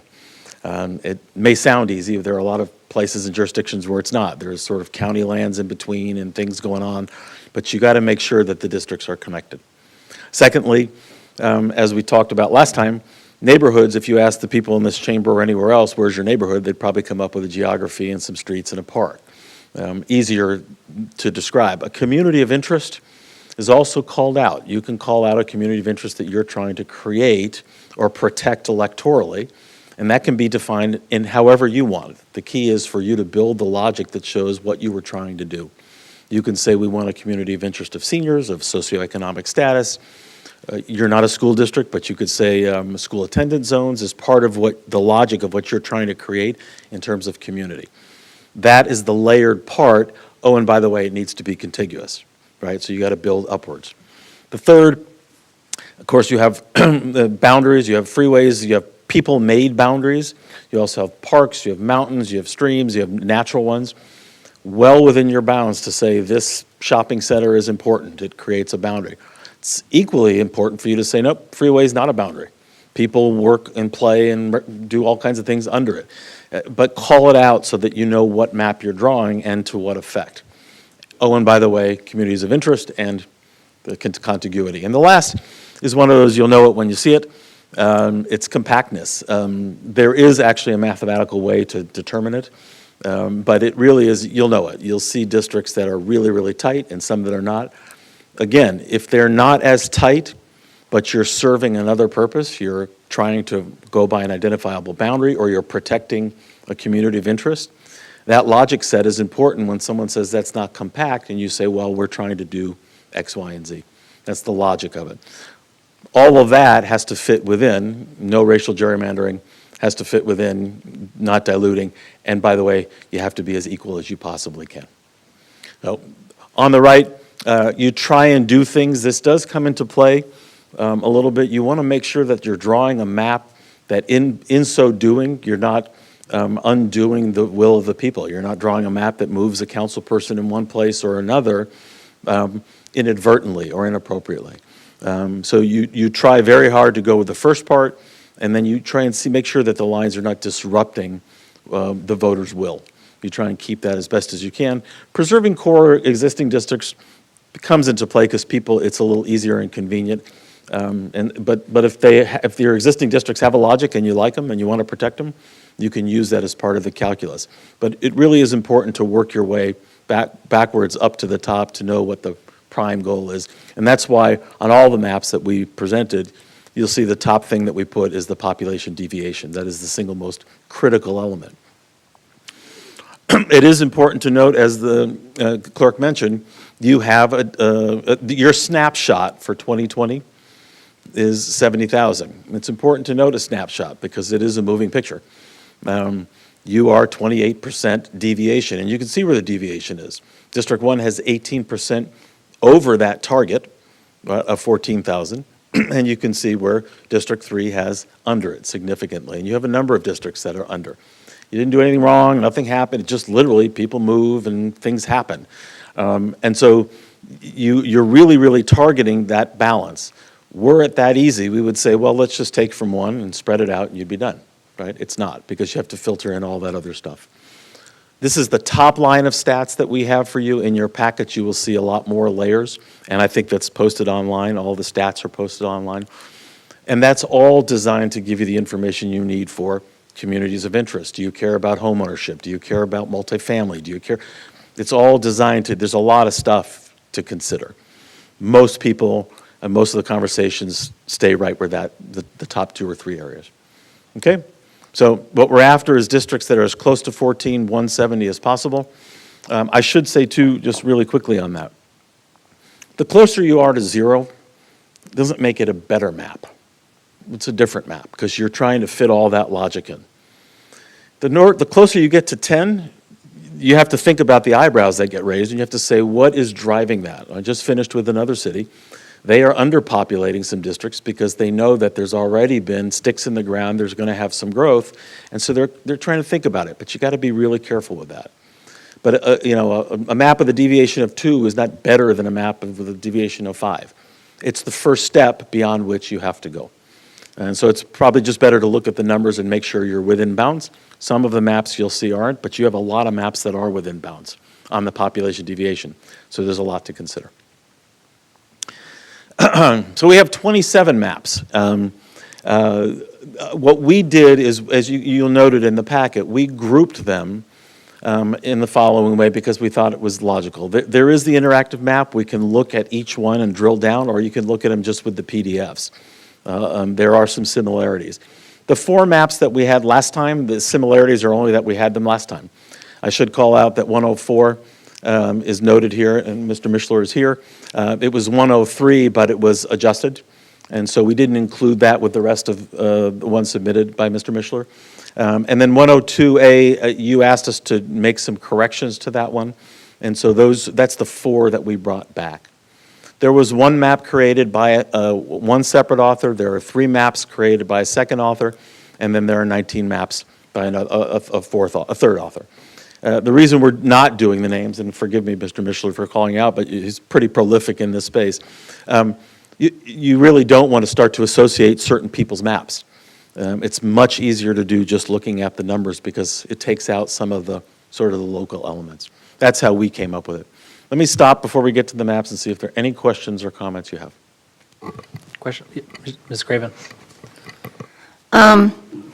Yeah, you didn't mention it on the list, but we got quite a few emails today asking us to not put 2 council members in one district. Is that something we can look at? Or is that something that we should not consider in looking at the boundaries. Yeah, it's called pairing. And again, I mentioned it maybe obliquely, so let me point it out. You look at that at the back end of things. If you start with that, you're open to people saying, well, wait a second, that's not the purpose of the maps. You can certainly consider, and it's within the bounds that I talked about a moment ago, which is you're trying to protect the will of the people. If you put two people in the same district after you've gone through all the other stuff, if you can adjust that to avoid it, you're keeping people who elected somebody in the same district, and you try and keep them in a district that they're comfortable with. So the answer to your question is an oblique kind of, yes, you can consider it, but it's best to consider it at the back end rather than the front. Does that make sense? So you don't consider it before you consider population deviation? Not, or any of the others, not at all. Thank you. Yep, not at all. Thanks. So a question on California law. It can be either for you or for Mr. Pierick, but I just want to make sure that I understand. And it'd be on your PowerPoint with respect to communities of interest. Yes, sir. Does the definition of communities of interest contain any defined criteria, or alternatively, is the interpretation of that phrase left to one's subjective discretion? Let me defer to the city attorney first, and then I'll give you I'll opine from here. I don't believe there's a definition of community of interest in the elections code, so I think it's what the council in its judgment determines what is a community of interest within your community, because you would best know. Whew, I got it right. No, that's right. It's designed to allow the legislative body to determine that. Okay. Yeah, no, I didn't think you were holding your breath. I just wanted to make sure that I understood that, because it's all, it is subjective, and different folks have different ideas as to what constitutes or does not a community of interest. Yeah. Okay. I should just add too, and again, this just came up, in 10 years, those communities of interest change. They certainly do. Older generations move out, move in, and so it's important, while something could be a landmark, it's a historical landmark, and people could say, as displacement goes on or things change, well, we've just created a new community of interest that's, for example, a downtown district or something. And so it's important, that's why they wanted to leave that open exactly for what the city attorney said. Let the jurisdiction determine what the communities are. But it is an important criteria nonetheless, because it's criteria number 2 Correct. in order of priority in the PowerPoint. Correct. In other words, you have to walk down that line under California law. Yes. And that is the second item that is up in priority. And I would say too, you can cut through communities of interest. You should have a logic for why you did that. And if you're doing it in order to population balance, then you're in good shape, because you have to go to where people are to balance populations.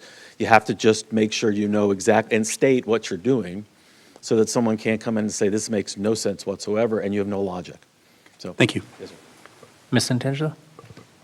I'm going to add on to Mrs. Craven's question. Can you explain what happens when there are two, what would happen at this point if there are two council members in one district? Yes, electorally, this is what happens. First, you all are you are the ones that determine the number for the district, District 1, District 2. If you find two people, and let's make it easy, if they're up the same year, they run for that seat, right? If they're 2022 and 2024, I'm using this current state here, the seat is up in 2022, the person who is up in 2022 will run for re-election. The person who's up in 2024 has the option of running mid their term against their colleague, or waiting, they get 2 more years, and then they either have to run in a different district or they're out. Does that make sense? So you all are going to determine the numbers and the sequencing of that. It's another reason, by the way, you try and avoid this, because there's potential for confusion of the voters, but sometimes you can't avoid it. And if you can't, then that's what happens. The third part of that is if you have people who are looking to run in an office who aren't elected now, you want to try and give them clarity about where they're running. And so all of that comes into play. Can you do things to avoid that? Yes, as long as you're serving all the other stuff, right? What you don't want to do is get it here and say, well, we got to go over there and grab somebody's house, right? And God knows that happens, right, or in different places. But the state of California is trying very, very hard to eliminate that. The electoral process is the first seat, it's by seat, not by elected person. First seat up, and then the next person has to figure out what they do. Thank you. Kevin, yep. Thank you, and maybe you already answered this, so tell me, be upfront with me if you've already answered this, okay? Hypothetical, somebody was elected in the last cycle, and let's say with the new boundaries, they go into another boundary there where there's another sitting council member. How does that work for the individual that was elected the previous election In cycle? 2020. So Yes. yeah. So again, their term runs to 2024, right? If they're in now a district with somebody who's also up for 2024, they both sit there until 2024. And then you have the new boundaries. If the new person, if the person that they're going into is 2022, the election is in 2022, the 2024 person stays there as a council person, but in 2024, they're out. Because that seat is up in 2026. Does that make sense? So technically, that person would have to wait an extra 2 years to decide whether or not they're going to run or not, if in fact the boundary has changed that encompasses them to go in to a current. Or they could run 2 years early against their colleague. In other words, they move into a seat that is. So, okay, it could be either way then. Exactly. Okay. Yeah, and frankly, it happens. There's no avoiding this kind of stuff. I'm talking about at large. That's a bad term to use in redistricting. It happens in a lot of jurisdictions because you cannot wiggle it enough to satisfy everything else. We try and avoid it if we can, but it happens, and then people either have to run against each other or decide not, or move. You know, that's what happens. Again, this is why you try and avoid it, if at all possible. Okay. But last thing, it's harder when you go at large to districts, because in at large districts, in at large jurisdictions, you very often have council members or electeds who live close to each other. So drawing maps to separate them out is hard. Once you're in districts, it's a little bit easier to do, but not assured. And we've already got a district, so to a certain Exactly. extent, Yeah. we're two. Okay. It's not assured by Right. any means. Okay. God, we haven't even gotten to the maps yet. I think we're out of questions for now, so you can proceed to the maps. All right. All right, so let's talk about the groupings, and again, you have the more detail, and for the public, they're online. So the groupings are as follows. Wow, well, the color didn't pop as well, but this is 102A, that was the adjustment that we made. 104 was the 103, then 104 was handed to us physically. And then NDC, orange and green are the ones at the top. Okay? And again, the stats are all there for you. We went through, I think, this last time. Sorry, I got one question. Yeah. Mr. Tremblay? Sorry, I can't let you go with that question. Can you go back to the Paris line? On the NDC green map, districts 4 and 5 are flipped in terms of numbering. Why was that done? I would say to you, the software does this.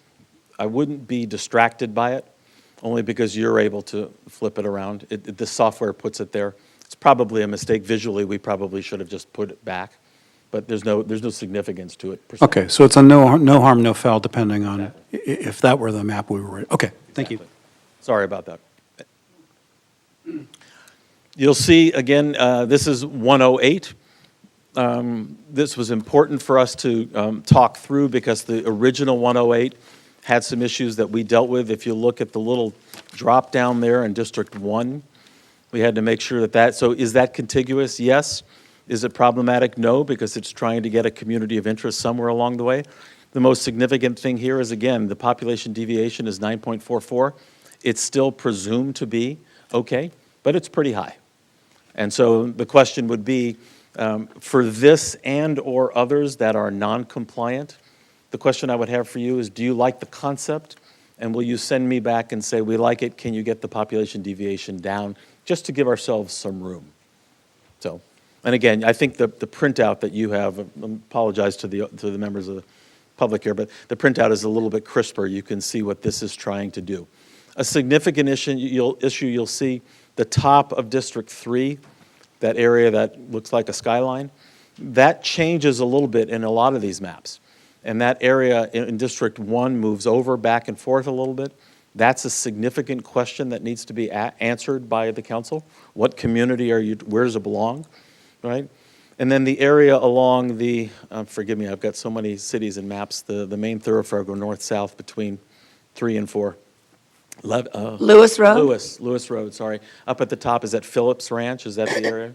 Those two little strips, they flip back and forth in some maps too. Yeah. Right? So you'll see that. Again, to what the city attorney said, you're trying to allow the legislative body to figure out where your community, what you want in your communities, what needs to be represented. And Lewis is a boundary, but does that community go back and forth, and does it deserve to? Yes. Mr. Tremblay. On the back of the PDF for Public 108, there's a population deviation of minus 12.24% for District 4. Yeah. Oh, that's not right. That can't possibly. That can't. No, mathematically, that can't be right. That can't be right. It was a mistake, one. Okay. It's a what? Yeah, Yeah. I think Susan's right. There was a map originally that came out, but what we've been provided tonight contains that same mistake. But then apparently there's one on the back of the materials that we've been given with a tab that has the modified percentage deviations. The 9.44? Yeah. Yes. Yeah, Yeah. that's what I And that's mentioned. the correct When one. it came in, it was. Yeah. I just want to make sure. 18 or something % out, and we were going to list it as non-compliant. And then I think we got an email, Carmen, or something, where the author said, hey, wait a second, and so we adjusted it and brought it in. Okay, So, thanks. Apologies for that. No, that clarifies it for me. Thank you. This we grouped from author 2 that came from the same author. Oddly enough, the same author produced, these are 3 different maps. Significant, from my perspective, significantly different. And if you look at the map 105 and 106, it does, and 107, it does exactly what I was talking about. That northern section changes from one district to the other. District 105, District 1 rather, slides over in 106 and 107. 107 is a little bit more of a horizontal, well, they're a little bit horizontal. In other words, usually you'll have an author that will create similar maps. These are significantly different, and you'll see the deviation is close to 10 on all of them. But again, if you like the concept and where the lines fall, you could tell us, you know, you could pick your own number. Say, we want to get it to 5%, figure it out, and we would try and do that. But if you like this concept, these 3 maps were produced by the same author. Very, very different. So now let's get to the, well, let's try. Help, Tom. Okay. You'll see that same box at the bottom on all of these grouping, the next 3 groupings, because we wanted you to note that they have 3 main, four main sort of characteristics. And you will see that a lot of the activity in the next 2 groups along with this group revolve around sort of the center of the city. 2 and 3 move a lot. If I go to this group and that group, oh, it's not going backwards. Sorry, can you go back? You'll just see 2 and 3, right, shifting. There's a lot that's in the center there. I call that out because, again, you've got a lot of maps. 120, 121, and 124 are a variation on this theme, on 125. If you like the theme, or you like 120, 121, 124, the population deviation is low, 4.9, so you're well within bounds.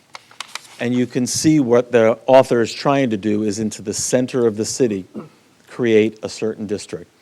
You can see the top area that I'm talking about moves it into District 1, and it splits it from 2. And you can see the Phillips Ranch is split by Lewis Road here in this map. Does that make sense? What is Phillips Ranch? Someone told me. Flynn. Sorry. Oh. Apologies. I've now explained, I get it. exposed the fact that I've got all kinds of jurisdictions in my head. Phipps Ranch. But the color, you'll see it go back and forth. It's up to you to say, where does it belong? Like you told us before, that bulge you wanted pushed back, right, from last time. That's a really helpful comment to us, because we don't know the community, as was made clear a moment ago, as well as you do. But what we're trying to do is not just draw indiscriminately. This author has different ideas. You'll see them flip back and forth. Okay, so that's 125. And again, we have the interactive map. You can drive into all of these as detailed as you want. So if you go from this group map, this base map, to this base map, watch District 3, right? It expands a little bit, and watch District 1, that top, changes. So District 2 is the one that's kind of in play with 3. You won't see a lot of deviation in 4, except as I note, up in that area that's split by Lewis Ranch, this is now in District 2. And there happen to be a significant amount of people, so you're allowed to, it allows you some flexibility when you add that chunk or that sliver. Okay? I'll go back again. You can see the change. District 1 moves west, right? It's really helpful to go back and forth. The issue is you also have 4 more maps that are attendant to this one, right, with slight variations. Are they important to the author they were? Are they important to you? That's what you need to determine, right? They carve out small pieces, and again, I believe it's the center of the city that is really critical here that you'll see changing. And then finally, 153 has a number of maps that are connected to it that are very similar. They have changes, but watch the difference here. If I go from 146, you'll see that District 2 switches again. It's now, the top part goes back to District 1, right? But in this case, the ranch stays the same, right? But what you can see is District 2 coming down into the center of the city. Those are the significant changes. And it changes the nature of the, I forgot to mention, this one here is population deviation 5.66, and this one is 6.32, again, well within your 10% target. So the author, Mr. Mishler, sorry, I'm going to call you out because everybody knows. The author was very careful with all these maps, and clearly was attendant to that the fundamental thing, which is population balance. It's not easy to do, right?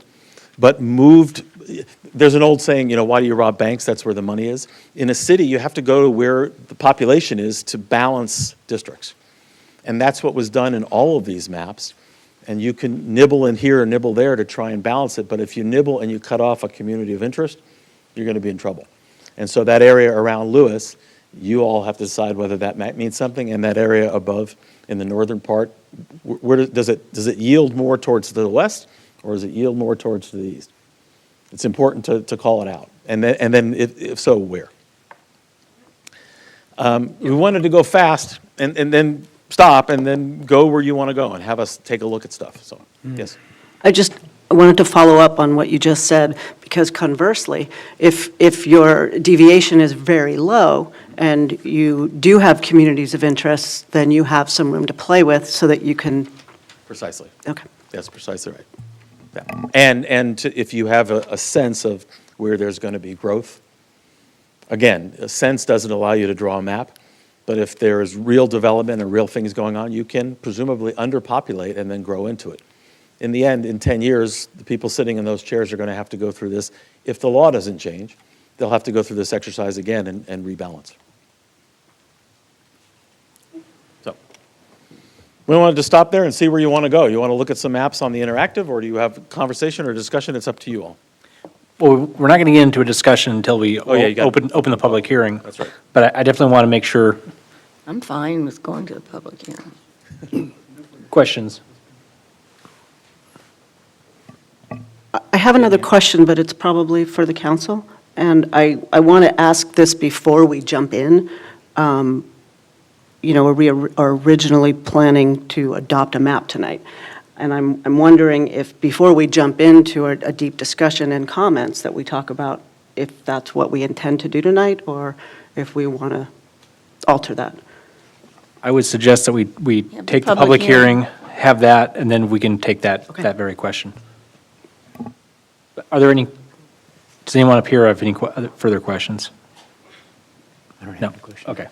Just want to make sure we get, so I'm going to open up the public hearing. And what I'm going to do is I'm going to ask the audience, oh, we already have cards. All right, so I'll take these in the order in which they were given to me. And I'll call you each up one by one, just so we go over the ground rules really quick. Every speaker is going to have 3 minutes.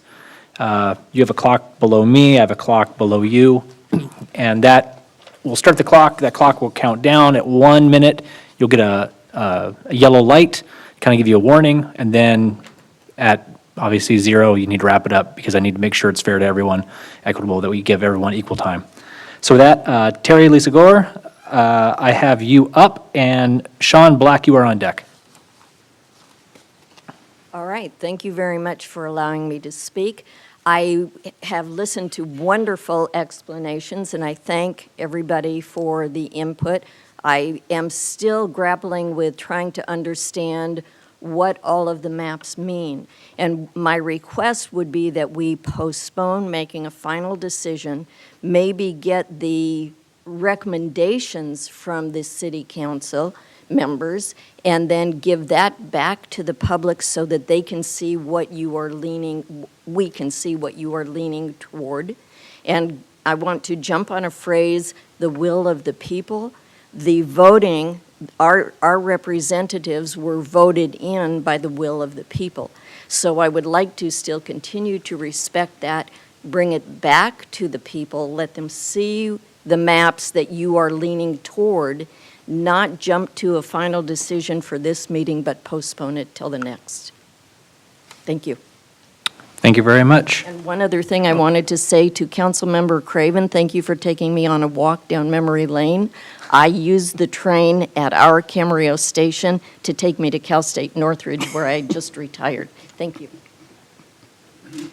All right, Sean Black, you are up, and Mike Mishler, you are on deck.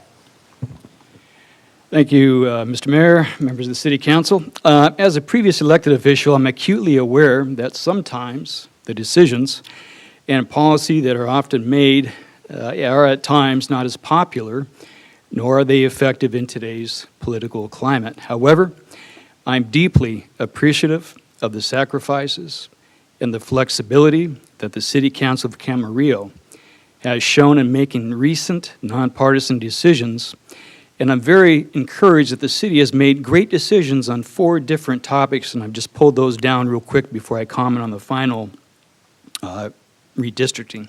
Number 1, thank you for the financial management of this city, which has resulted in a AAA bond rating. I believe previous Mayor Craven indicated we're in the top 30 in the state of California. And that 23. 23, well, there it is. Thank you for that management. It takes a team effort. Number 2, the recent capital investment commitments to water and sewer rehabilitations and infrastructure improvements.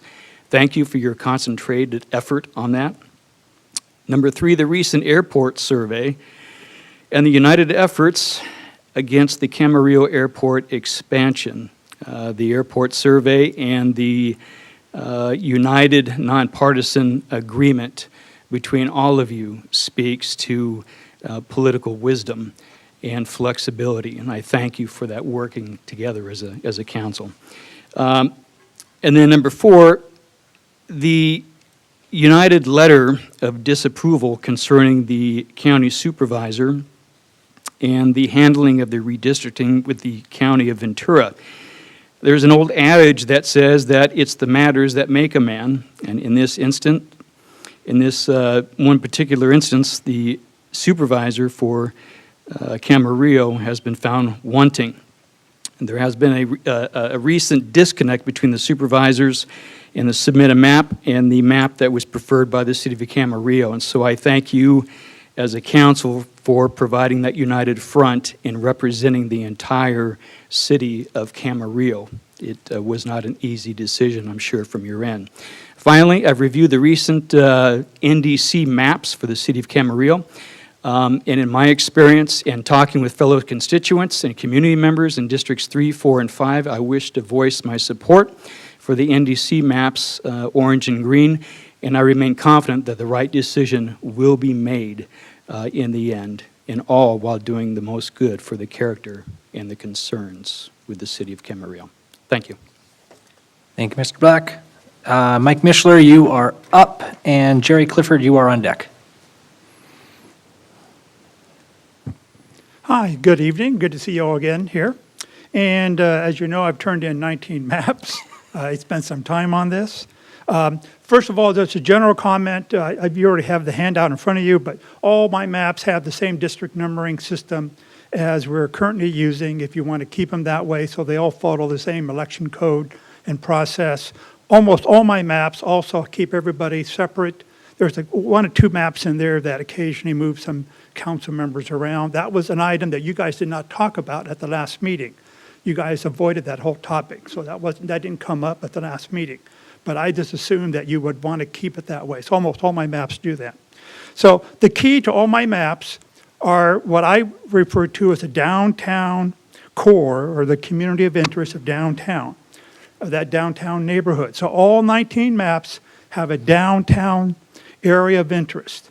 And then the reason there's so many different variations is the core is the same, but do you want to extend a little bit out to the west, up north of the freeway? Do you want to go up Lewis Road a little bit with it? Or do you want to go down and across Lewis Road south of the freeway toward Village at the Park? So the options in all my maps is where do you want to draw that final boundary? You can push one way or the other, but you can't get everything in there because of the restrictions. So that's one of the issues. The other thing I want to make a note here is very important. By doing that, we also have the highest Latino voting population numbers. So all my maps, all 19 of them, are very high in Latino voting numbers compared to everybody else. Some of my maps are even higher than anybody else's. And in addition, they all have extremely high Latino voting age populations. Okay? So they're all good in that regard. They also minimize the areas of interest across the whole city. I was very careful to try to do that. And minimize the existing voter changes to the voters. Las Postas Road wasn't used as a boundary. That was an important point in there. And where I want to make a note where the population that's east of Lewis Road is 30,686, which means it's impossible to only have 2 districts located east of Lewis Road. So you always have to have a 3rd district going across at least somewhere. So all my maps have a version where you can either cross north into the northern area toward Pitts Ranch Road, or you have the option of crossing south of Lewis Road, south of the freeway, into the housing area down there. So those variations is what's making up the 19 versions, but they all have that center core with the high Latino numbers and good deviation numbers. And I'll just make one note. Map 145 is what I think is the one. If I had to pick one, that would be the one I would start with. Thank you very much. All right. Thank you, Can I Mike. ask a question, Mr. Mayor? Yeah, Kevin? Mike, can I ask you a question? Just, thank you. Okay. Go ahead. It's fair to say that you and I have known each other a long time, right? Right. Yeah. I'm just curious, why 19 maps? What was there, I'm just trying to get into the mindset here. Why 19 maps? I actually had more, of course, but that was what I ended up with. And that's the same question. You ask a question, you don't know what kind of answer you're going to get. You should say thank you. The clerk has and everything. Okay. Again, it's the same theme All these maps have the same theme. The question is where do you want to draw, where does the council want to draw that downtown area, community of interest? Do you want to put, you can't get everything into it, so you have to cut something off and restrict it, okay? So I don't know where, because the council members, you guys are going to decide where that downtown official area is best to be located. So I had to make the various different versions to give you the option of saying, oh, I like this. What happens if we go out this way? What happens if we push downtown up this way? Okay, so Tony's district number 4 is exactly the same in all these maps. There's no impact over there. Those are all exactly the same. So all the impacts are around that downtown, and what areas do you want to push out or in, okay, to include that. And so I don't know where the city council is going to end up on, so I provided several options that you can say, oh, what if we do this or what if we do that? And so that's what's going on there. And then the other option is, I don't know if the city council wants to cut Pitts Ranch Park, the planned community of Pitts Ranch Park, in half, which is what we're doing now, or do you want to go south of the freeway toward Village at the Park and eat into that part of the population? So that's a split. You have to split one of those two neighborhoods.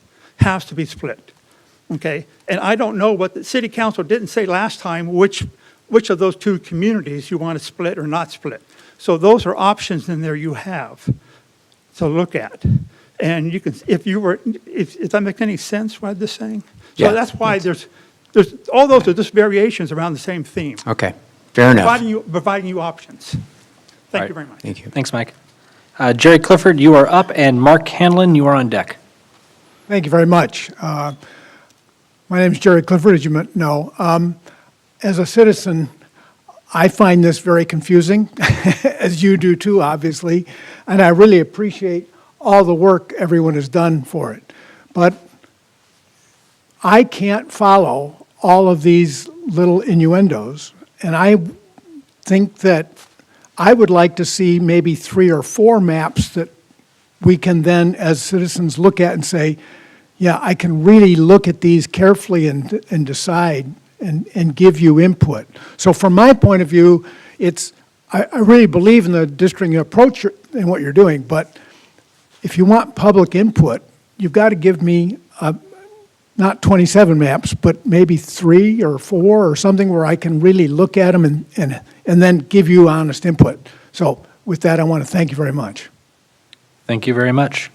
Mark Hanlon, you are up. Beverly Vandermoon, you are on deck.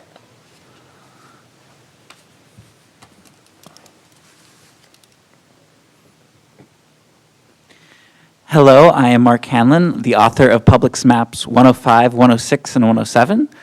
I would like to next thank to the City Council for their time, to the City Manager and his assistant for the cover letter on this agenda item, to NCD for presenting the maps, to Jeff Walker for his public comments and for all the public comments today, to Mike Mishler, Beverly Vandermillen, Camarillo Old Town Association, and Tom for submitting maps. In fact, Tom drew what became District 1 on map 107.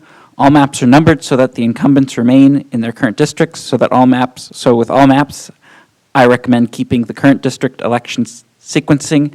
In lieu of an incumbent, all District 1s continue to contain the airport. Thank you for your time. I will remain to answer any questions. Thank you very much. Beverly, you are up. Jeff Walker, you are on deck.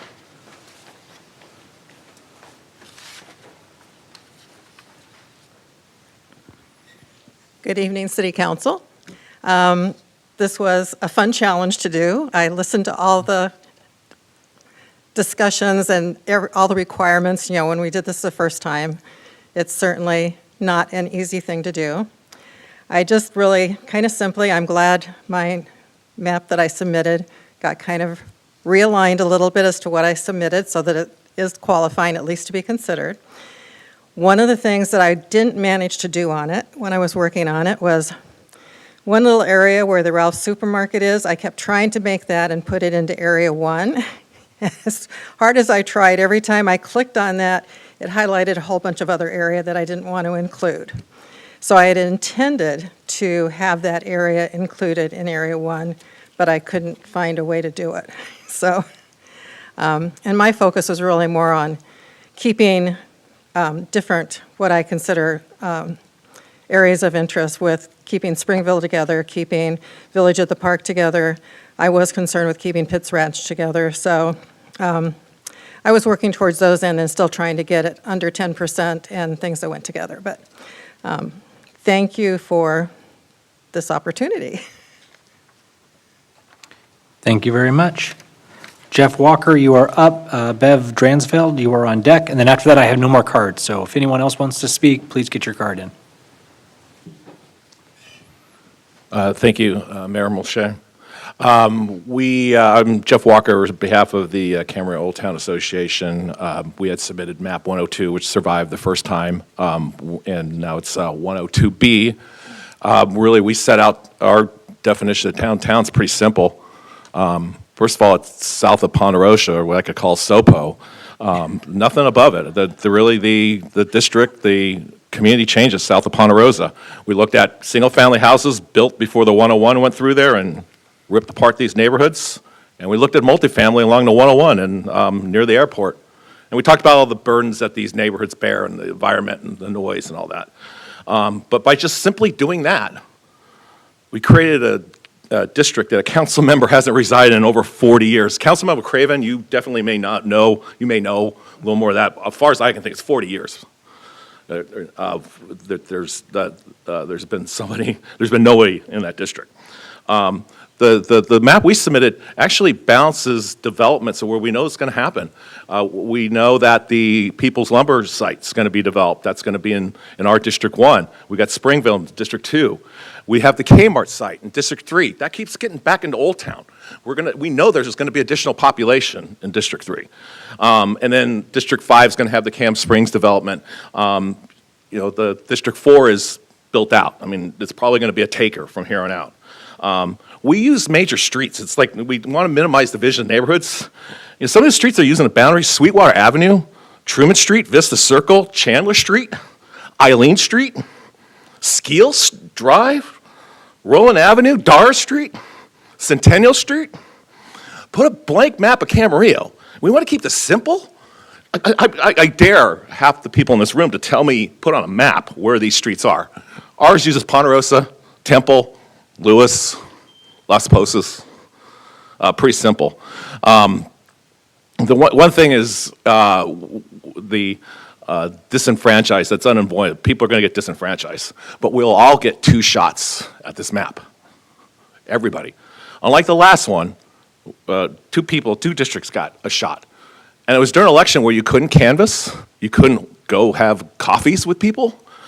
I guarantee you there's neighbors that don't know they're in separate districts because they didn't get to talk to them during that time. They didn't get to go across the street and talk to their neighbor. They're going to find out some of these districts, guess what? We're in different districts. Our map avoids that. It's just clean. It's clean. You just big roads. You know what district you're in. It makes sense. Thanks for your consideration. Thank you, Jeff. Bev Dransfeld, you are up. And I got another one, Nancy, I'm going to butcher your last name, but you know who you are. All right, and you can tell me how you pronounce your last name. Good evening, Mayor Mulchay and honorable council members. Thank you so much for taking the time to go through this process, to hear from the public, and to take in that feedback. I'm speaking as a resident tonight, but having gone through the process with PVRPD, there's a lot to consider, and I know there's a lot of difficult decisions that need to be made, but just going through what NDC presented tonight, going through all the steps and all the various levels that need to be taken into consideration on top of 22 maps, and taking those levels and applying it to each map is extremely difficult to do in such a short amount of time. I went through them. I understand most of it, and there was even one point, even after just recently going through the process, that I couldn't even tell what the difference was on some of the maps. So it's really drilling down, and it's, as other previous speakers have stated, that it is important, that the public is able to see 4 or 5 maps and able to give feedback, and also hear from you, the council, which what way you're leaning, and your favorite ones and why, and that sort of thing. And I think it also gives people more time to give their input and just get the word out there. I do believe that it is important to consider NDC's maps, especially because they are the professionals developing these maps. But I do want to say that what I appreciate so much about what CODA has done is they've taken a group of people. So you have multiple voices that are being represented there. It's not just coming from a single voice repetitively. And when you talk about downtown core, that is where the highest Latinx concentration is, and it's not about the highest population, and it is about the highest CVAP, and I need to stress that so much because that was not stressed enough for PVRPD. And the other thing is, downtown core, but essentially those maps that are created are gerrymandered around the Latinx. And I state this from the previous process that we went through. So I just want to bring that to your attention, as I am concerned about that. And to take into consideration just delaying this, pushing it back to the next meeting, please, just so that everyone can really look at these maps, because they're there for the next 10 years. And it impacts all of us. And the will of the voters is so important as well. It would be so disappointing to have this. Thank you. Thank you, Bev. Nancy, is it Kreiselmeyer? Kreiselmeyer. People always mispronounce my name, so I'm sensitive to try not to mispronounce theirs.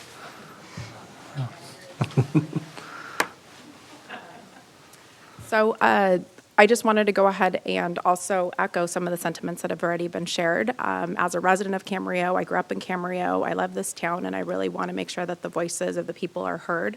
I reviewed some of the maps and really couldn't, as other people have shared, couldn't tell what the difference was between one and the other, and really wanting to be able to provide some comments about which map I would like to go with. What I would love is, our elected officials to give us some guidance on, selecting 3 or 4 maps that you guys really think speaks to Camarillo, speaks to what the voters want, and then letting us have some time for comment, not rushing this process, something that's going to be in place for 10 years. So I would ask that we give it some more time and we get some guidance from our elected officials. Thank you very much.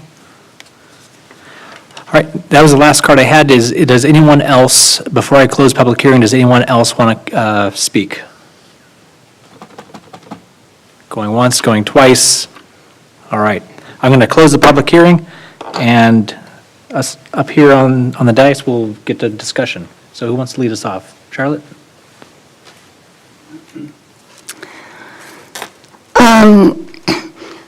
First of all, because several people have said we should choose 4 or 5 maps, and then they can look at those. If we do delay tonight, there will be a period, and it's only a short period, but there will be a period when more maps can be submitted.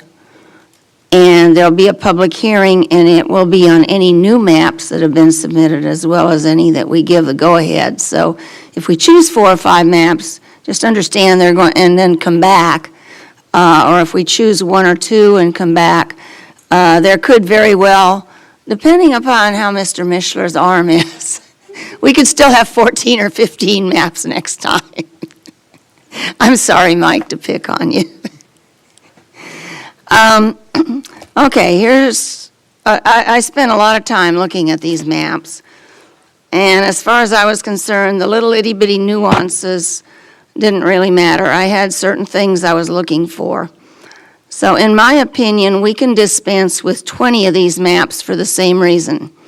They cross Lewis Road in one direction or another, and they make Pitts Ranch divided, or they make something on just barely the west side of Lewis Road divided.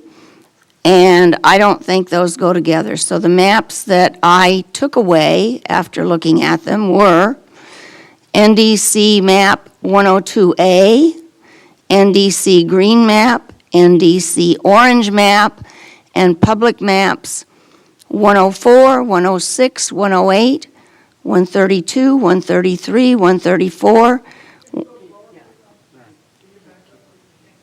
Sorry? I'm the one who always complains about that. Public maps 104, 106, 108, 132, 133, 134, 135, 136, 137, 138, 141, 142, 144, 145, 151, and 152, as well as Mishler maps 146 and 153. So that's because they have divided what I think are communities of interest. Then I think we can dispense with another 5 maps because they have a very high population deviation, anywhere from 17% to 8%. And I understand one of them was changed, but when I started looking at these, it was 17%. Most of those that have a low number also have a low number of Hispanics in total population and or voter age Hispanics in any one district. And some of them really split up true neighborhoods for no apparent reason at all. And so that, in my opinion, would eliminate public maps 105. Well, I typed wrong. 106 and 107. Let me see what's here.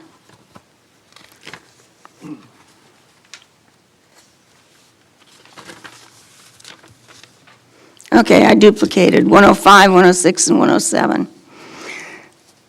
And if I left out one, I guess I left out one. But in my opinion, that there are only 4 maps that I can give a lot of consideration.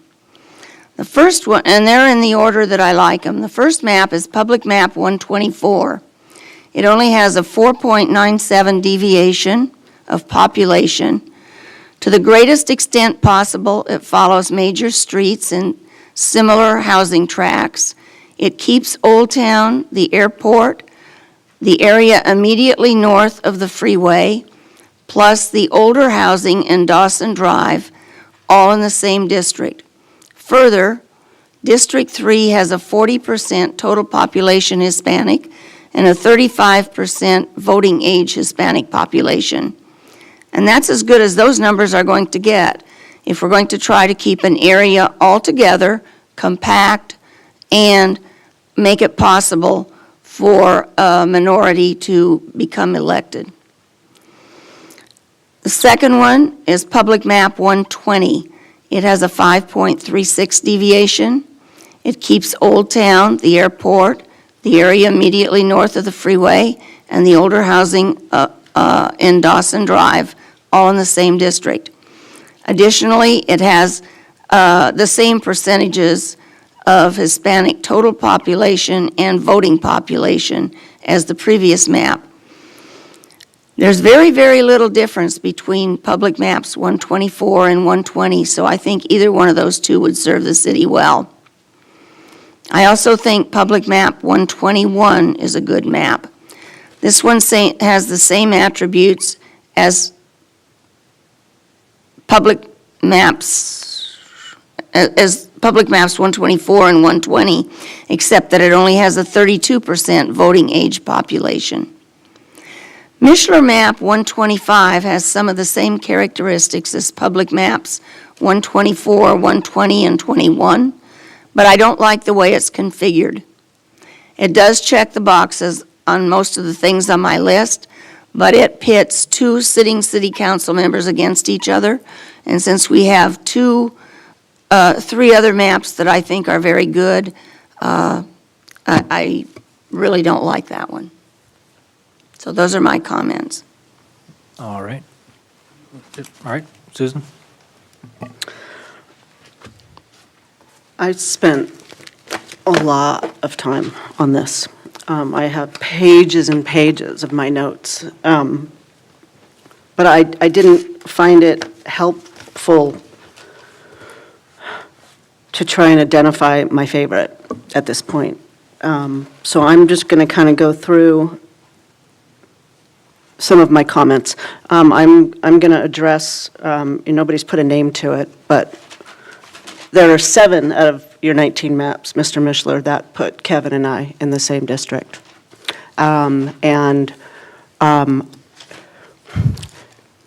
It's really hard to be an elected official and draw your own maps, right? Because you're either nailed as, you're self-serving and only thinking about yourself, or are you trying to really think about the city? And when you have maps that put 2 council members, it turns that decision that I'm supposed to be making in the best interest of the city into a political decision. And I don't want to have to do that. So I'm just being perfectly frank with everybody here that I think the possibility of maps that have 2 council members within a district makes it really difficult for us to work together and to move forward and to work together amicably. And I think that puts undue pressure between us. So I have eliminated all of those maps, which would be 151, 138, 137, 133, 132, 125.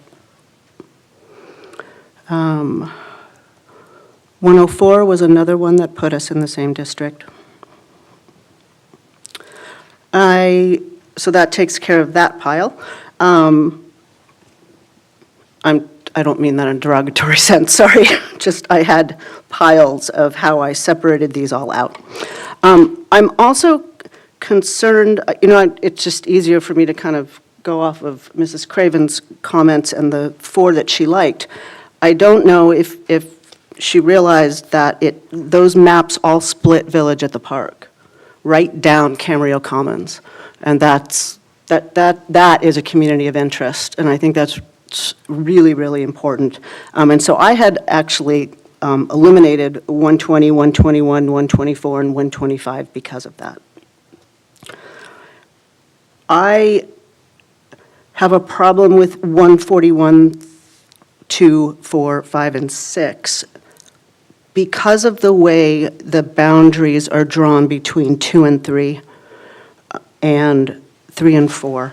And I think that's what Mr. Walker was referring to, where we are literally drawing these jagged boundaries through neighborhoods, where there would, excuse me? What numbers? Will you repeat the numbers you're referencing? 141, 14. I looked at them in these groups that NDC kind of grouped for us. So 141, 142, 144, 145, and 146.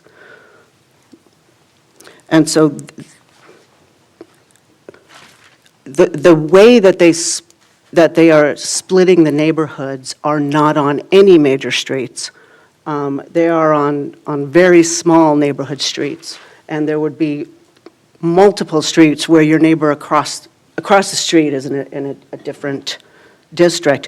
I know that currently we have that in one of our district boundaries.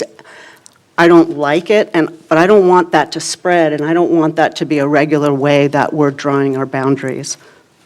So I've eliminated, like I said, 141 through 146. I eliminated, 105 also has, first of all, a really high deviation, but also has some really odd cuts that I just didn't think were appropriate, so I've eliminated 105. That's where I am. Quite literally. Are there any numbers left? I haven't looked up. No, I'm serious. Are there numbers you liked? So I would like to see us still talk about 102A, NDC green and orange. 106 is interesting. It has a peninsula theme, I call it. I didn't like those. They're not compact. There are two peninsulas. And 107 was interesting because it's very, very similar to 102A. And I think it might even do a little bit better. So I liked that as well. The large number of maps, I understood what you were trying to do, but the result was that it just made this kind of blender effect in the center of Camarillo. And like I said, I understand what you were trying to do, but I don't, just the way the boundaries cut through the center of Camarillo, it just doesn't make any sense to me in terms of communities of interest and trying to keep neighborhoods together. I'm going to stop there, and if I have more comments later, I will be back. Okay, who wants to take next? Kevin? You want me to go? Sure. Okay, as you can see, this is an interesting process. And it's never easy. It's not intended to be. A couple of criteria that I have when I was designing my maps, and like all of us, we've all worked a long time on this. Obviously, with the state and the federal criteria that we want to meet is most important, absolutely is. What I looked at, and I'm going to kind of verbatim kind of talk about what my goals were, this was to keep Leisure Village whole, to keep Old Town whole if possible. Another criteria is I wanted to see as many people as we could that didn't get a chance to vote 2 years ago that will get an opportunity to vote in a reasonable amount of time, because I think that's important, because if you think about this, there's a potential for some folks that may not be able to vote, depending upon how it goes, for, I think, almost 6 years. That's a long time. And I know that some of that's unavoidable. I get that. I think that's important, too. I tried to keep Village at the Park whole, because I think that is a master plan community, and there's other communities in our city that are master planned too. But I think it's important that they remain as whole as possible there. And I tried to keep too that the natural boundaries that we have, that we can change them if we so choose, but I tried to keep them as contiguous as we could. And those are Ventura Boulevard, Las Posas, and Lewis Road. Some of us old-timers call it Somas Road, or you can talk about the railroad there too. That's a natural kind of dividing line.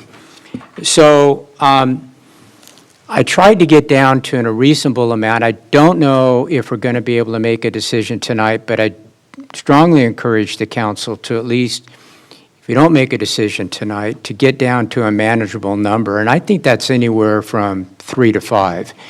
So I'm going to go with, I think I have about 5 here that I thought had some potential. A little bit different than what some of the others. I actually liked map 141, 142, and 146. The one that I thought was the most palatable tonight is actually the DNC orange. And it's under the 10% deviation. It adheres to what, to a certain extent, my criteria was, which I've already explained here. There's a relatively high number of Hispanic voters there. It keeps Old Town whole, Village at the Park. At this particular point, I think that would be my number one. However, there's always a however in this business. I think map 107 is worth some consideration too. And also map 124. So I think that's 5 or 6 that I've got that I would like to have some further discussion, and I would probably make some more comments at the end of this too, but that was kind of following the criteria that we have to follow, and what I think would be the maps that we can explain to the voters the easiest here. I think that's really important too, and we do get some jaggedness in this, and I know that's somewhat unavoidable, especially in districts 1, 2, and 3. Districts 4 and 5, with the criteria that at least I have, is going to be difficult to have some significant changes in that. But those are my thoughts on these maps right now. Mr. Tremblay? Thanks, Sean. This may come as a surprise, but I'm going to try to be rather succinct. First of all, I'm looking at it at the folks who drew maps. I sincerely appreciate all the efforts that you went to, and the mental effort that you went to work on all these new maps. That said, I'm just simply going to incorporate by reference a lot of the comments that my fellow council members said in terms of rationale. I agree with some of those comments. I disagree with some of them. I will say that when the council went through this process from at-large to districts, we did an awful lot of heavy lifting. Although it was concededly by 2010 census numbers. But we did an awful lot of heavy lifting to try to come out to where we thought would be good, and we spent an awful lot of time in that endeavor. There is something to be said for, I don't mean this in a flip way, but if it ain't broke, don't fix it.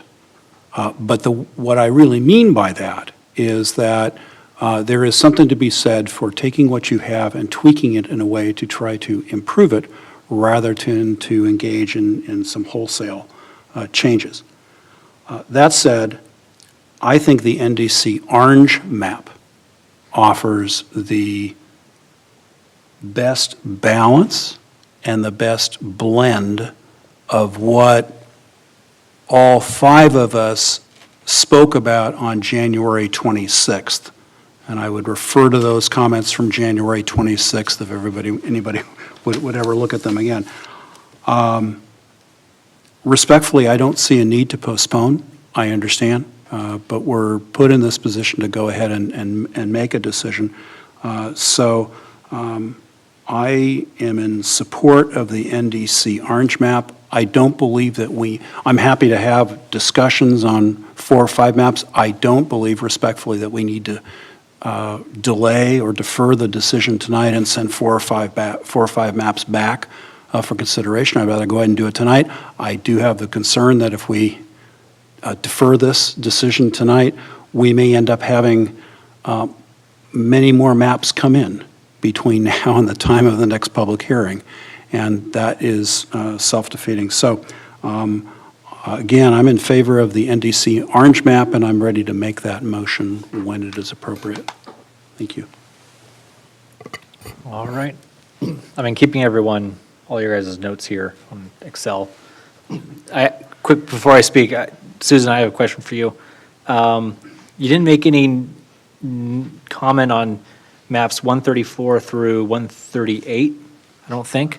Did you have an opinion on those? Yes, of course. I think I wanted to eliminate 132, 133, 137, 138. And what about 134, 35, 36? I have meh written. Meh. Meh means I don't really like, I don't really hate. Okay. Yes, 132, 133, 137, 138.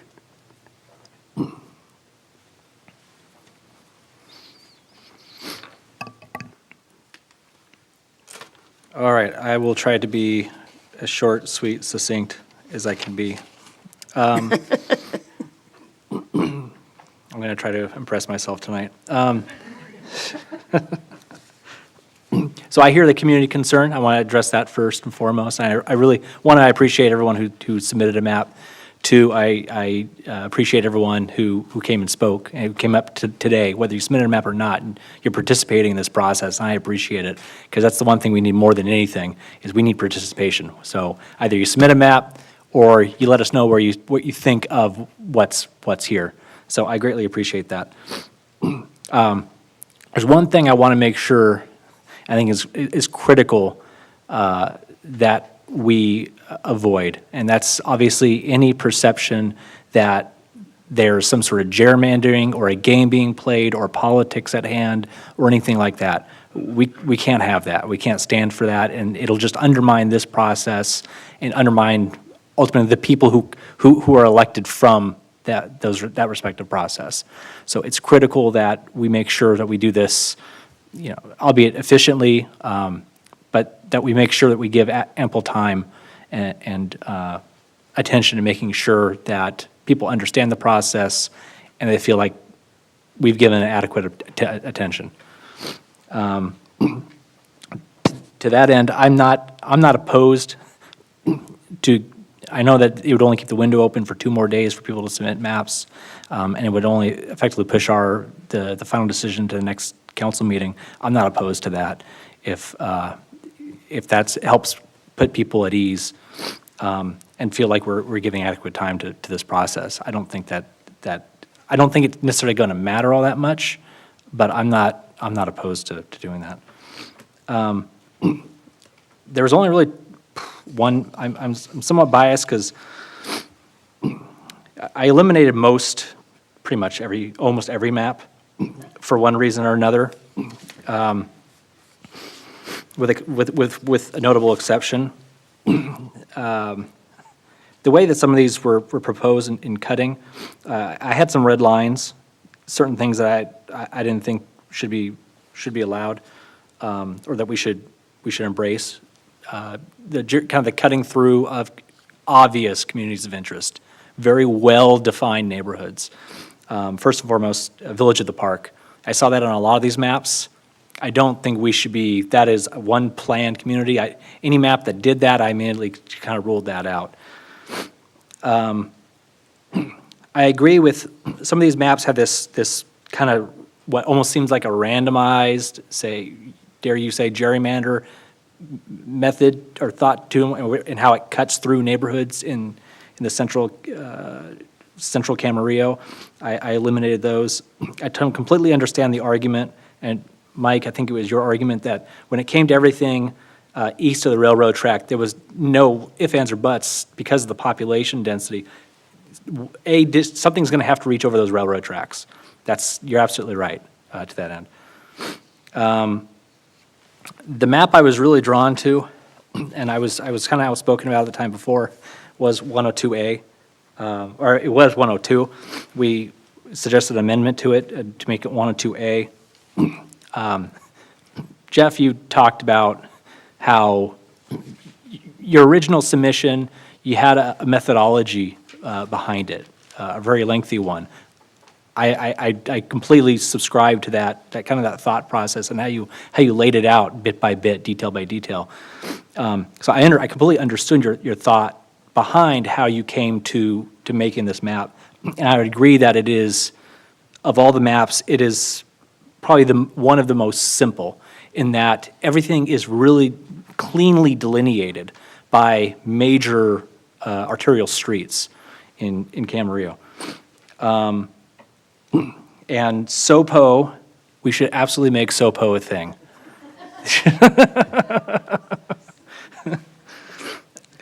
I love that. So I'm very much supportive of map 102A. I do really like it and how it's cut. I like the thought process behind it. The only thing that bugs me was the Pitts Ranch. I mean, it would be nice if we could push that over to the other side. You know, we could incorporate that as part of district here in District 5.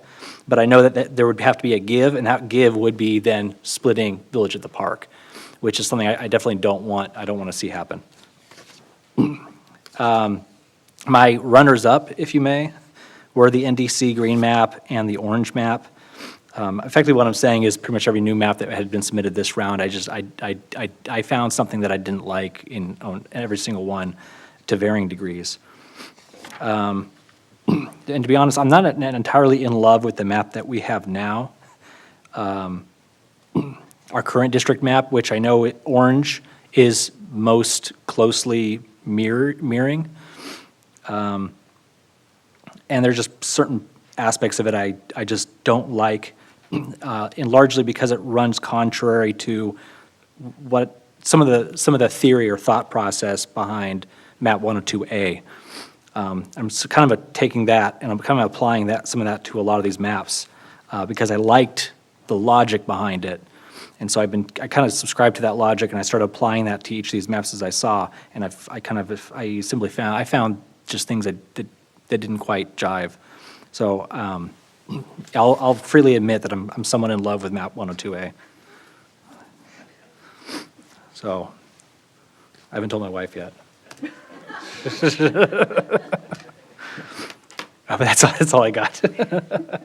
I'll stop there.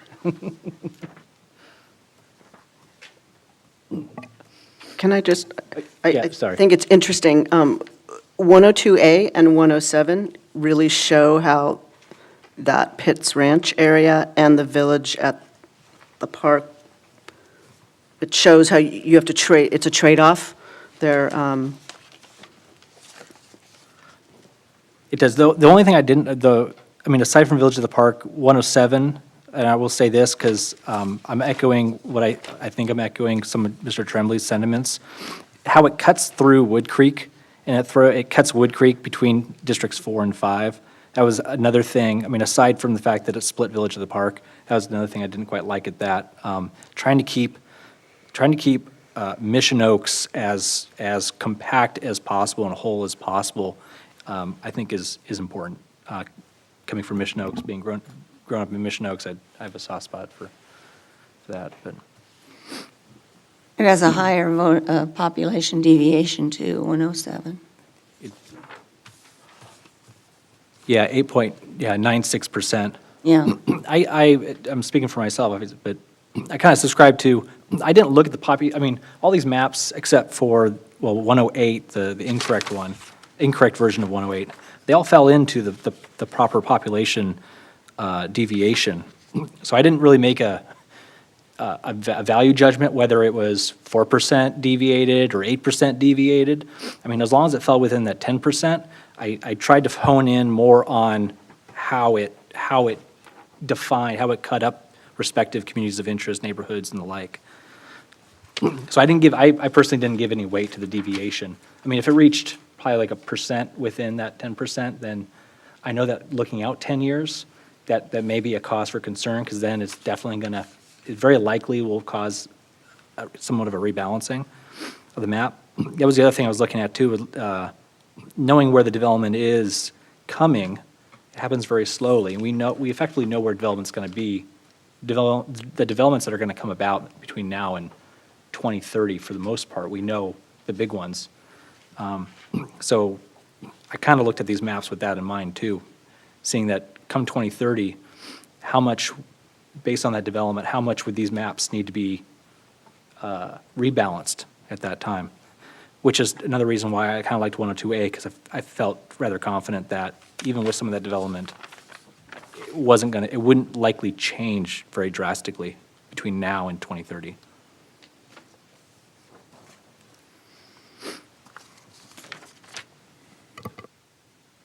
I'm sorry. So let's ask ourselves and answer ourselves the question whether we want to make a decision tonight or not, because that is obviously going to influence the next question, which is where we go from there. Maybe we could just talk about, do we want to completely eliminate the ones that none of us liked? We can certainly do that. I think that's a If we're start. going to delay it, or if we're not going to delay it, we got to start by eliminating some. Sure. Yeah, I can take it up either. You have your spreadsheet, what? Yes, I got my whole. Okay, you got yours too? Okay. I should share it with you now. So the ones that were unanimous, Yeah. and unanimous, I should say against, ones we can eliminate are, and anyone correct me, if I somehow got this wrong, please jump up and say, hey. 104 and 105. Susan, I didn't get you on 108, but I'm assuming you were a no on 108. I have everyone else's no on 108. Yes, correct. Okay. So 108, 125, 132, 133, 134, 135, 136, 137, 138, 144, 145, 151, 152, 153. 150, what was the last one? 51, 52, 53 were, and Tony, you only spoke positively of orange, so I put you no on everything else. And tell me if you feel differently. Okay. So the ones I just read off is where we were unanimous, all 5 of us had indicated we did not like it. We got someplace. There we go. We'll call that progress. So what is left? 102A, and I'm trying to go in In the order they were given. numerical order, yeah, to try to keep things as simple. 102A is left. NDC green, NDC orange. I'm gonna, as I go through these, I'll read off where some of these are just like, there's just one of us that said that we liked it. 106, only Susan liked that one. I'd be okay with eliminating it. Okay, so we can eliminate 106. Yeah, it had a 9% deviation. 107, Susan and Kevin both like that one. 120 and 121, Charlotte is the only one that spoke it positively for 120 and 121. 124, Charlotte and Kevin both like that one. Well, why don't we get rid of 120 and 121 since nobody other than me liked it?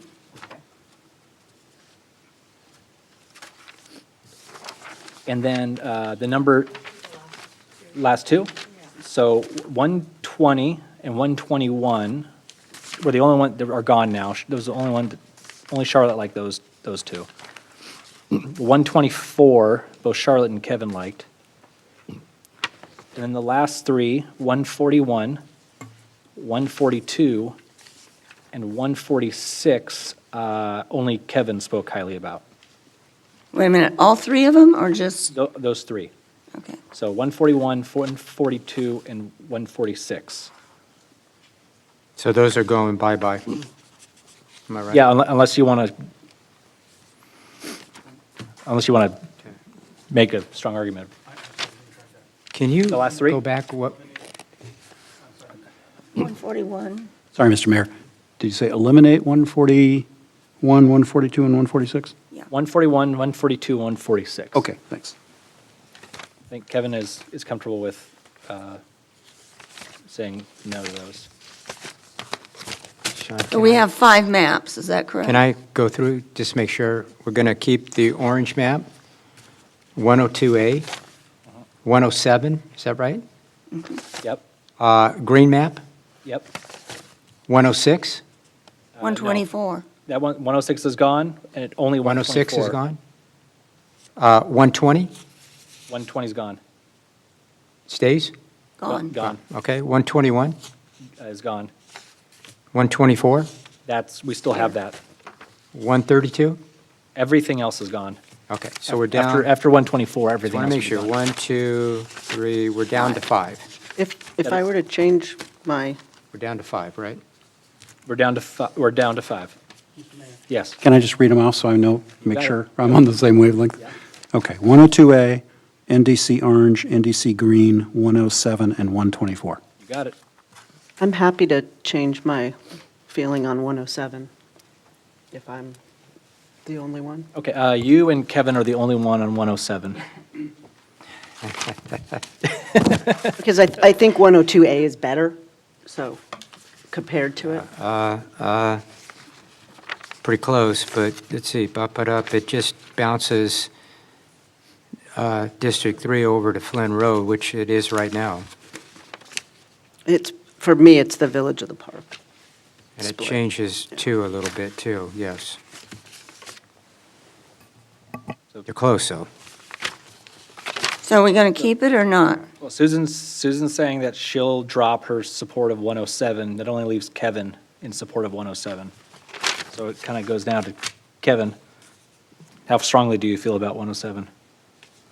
My number 1 is orange, so I said that Okay, earlier. so we can drop 107. All right, so now we have 4. 102A, green, orange, and 124. Okay, let me look at all my comments on here, and then let's have a little discussion.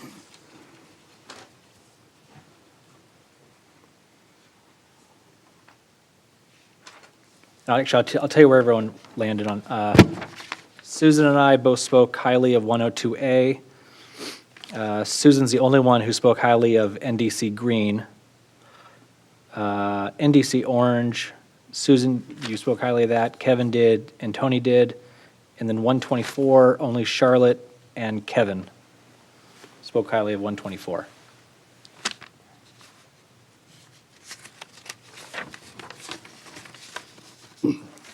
So I'll go to the next closest one, green.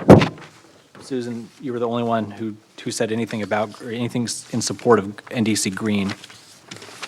Do you still feel that way? And does anyone else have an opinion on green?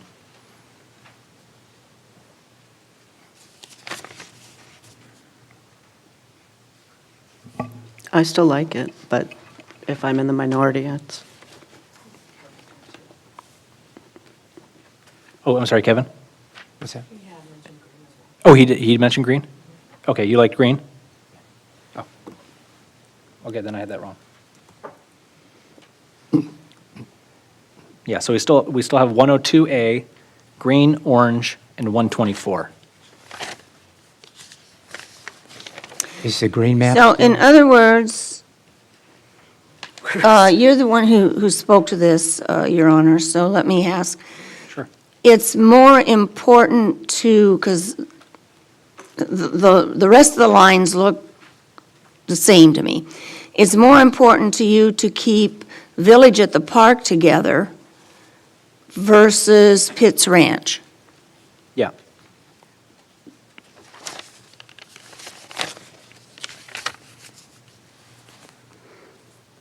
My thought behind that is Flynn Road is an arterial street. It rather cleanly, because we know that one of those two would have to be split. There's no way around it from a mathematical standpoint.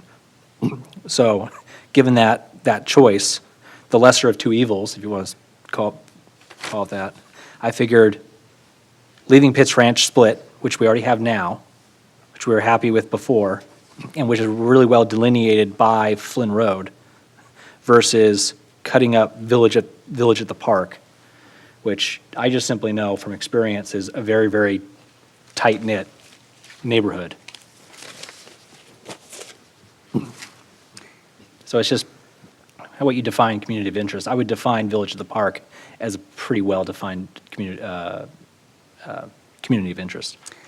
And what I was looking at, and I'm comparing NDC Orange and 124.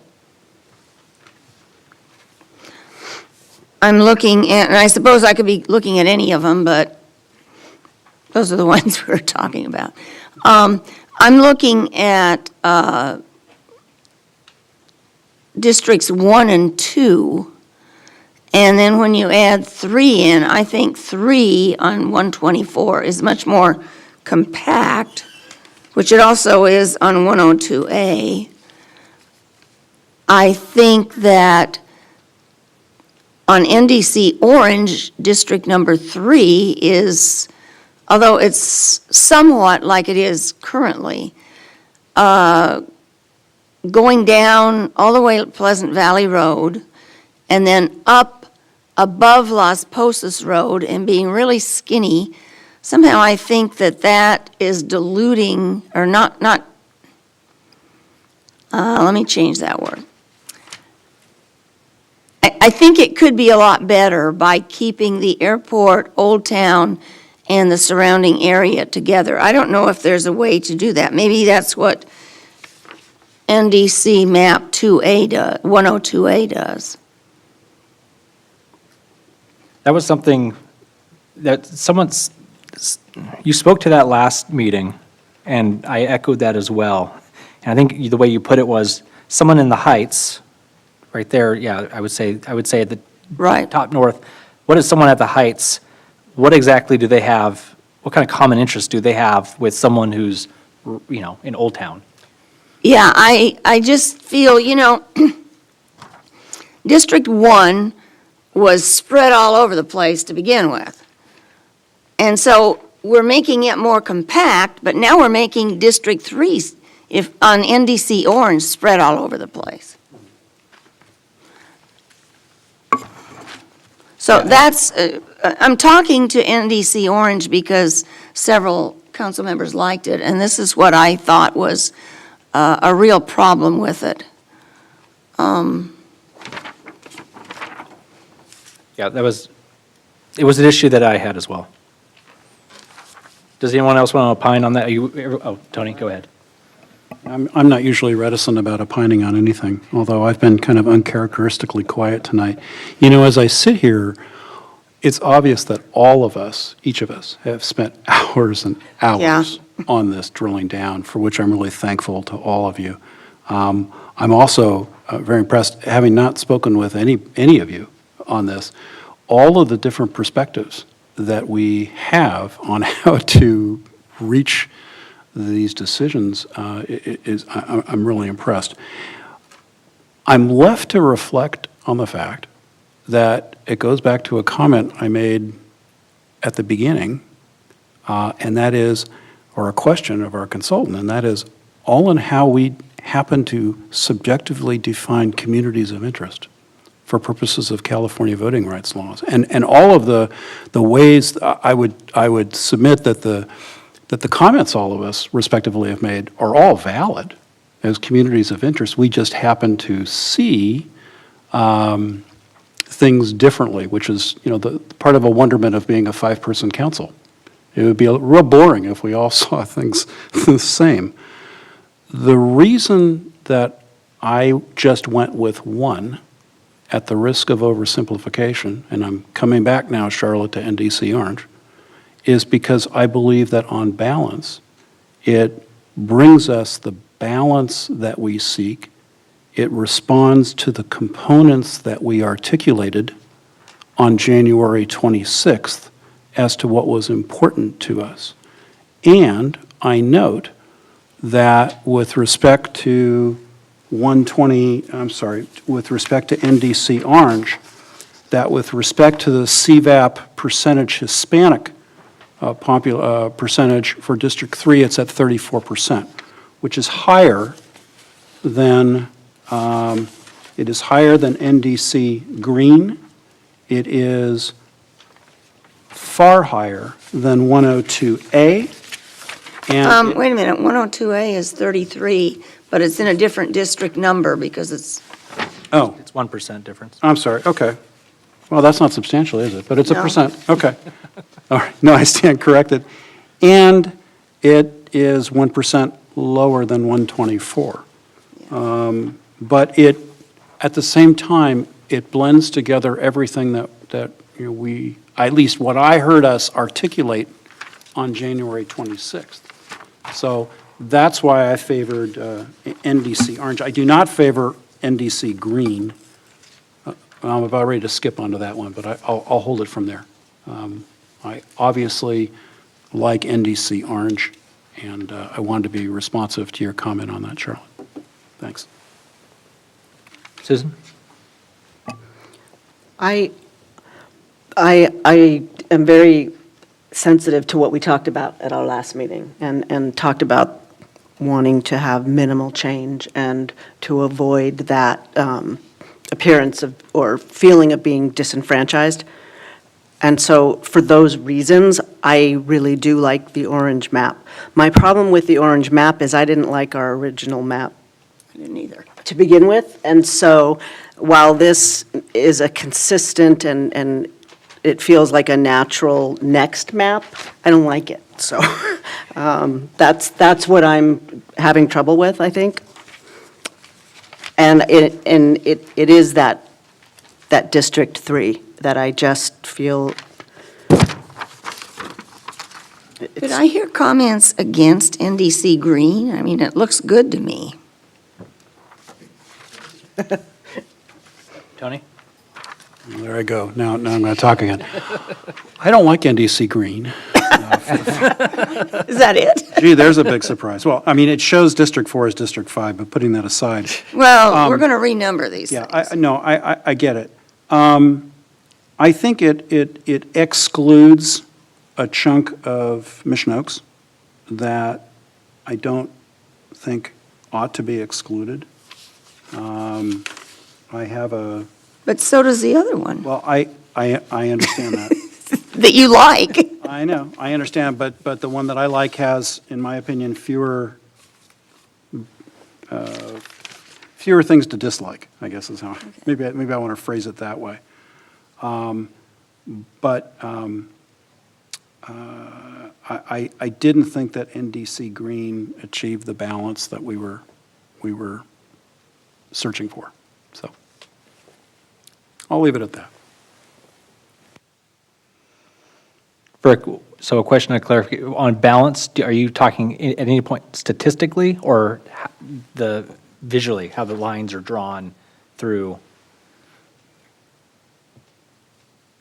Well, if I want to go with our communities of interest analysis, I would say it depends, right, on your perspective. But no, it's really more the former. Sorry.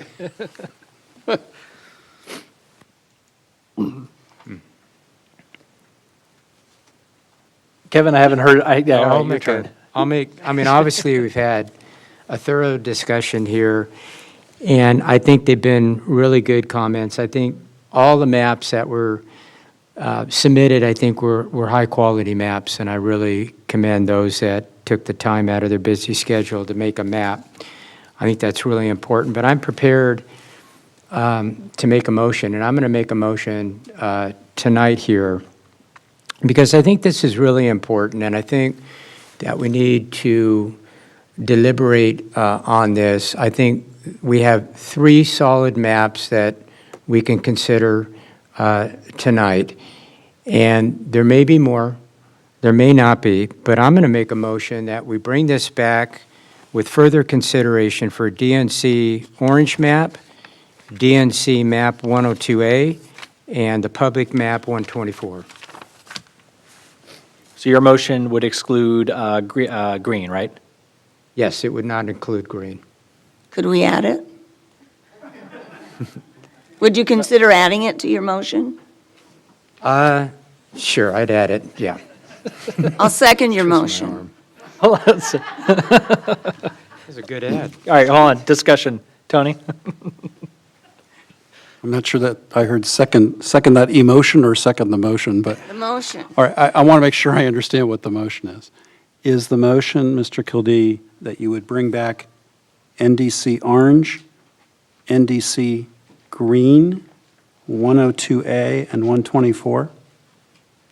All 4 of those maps? 4 I just want to make maps. sure I understand. Let me repeat it if I would, just to make sure. 102A, orange map, 124, and DNC green map. It's 4. Okay, NDC Green. Yeah. Okay. I'm sorry, Mr. Mayor. You want to get a second to that, I think, or maybe you already. No. It already got seconded.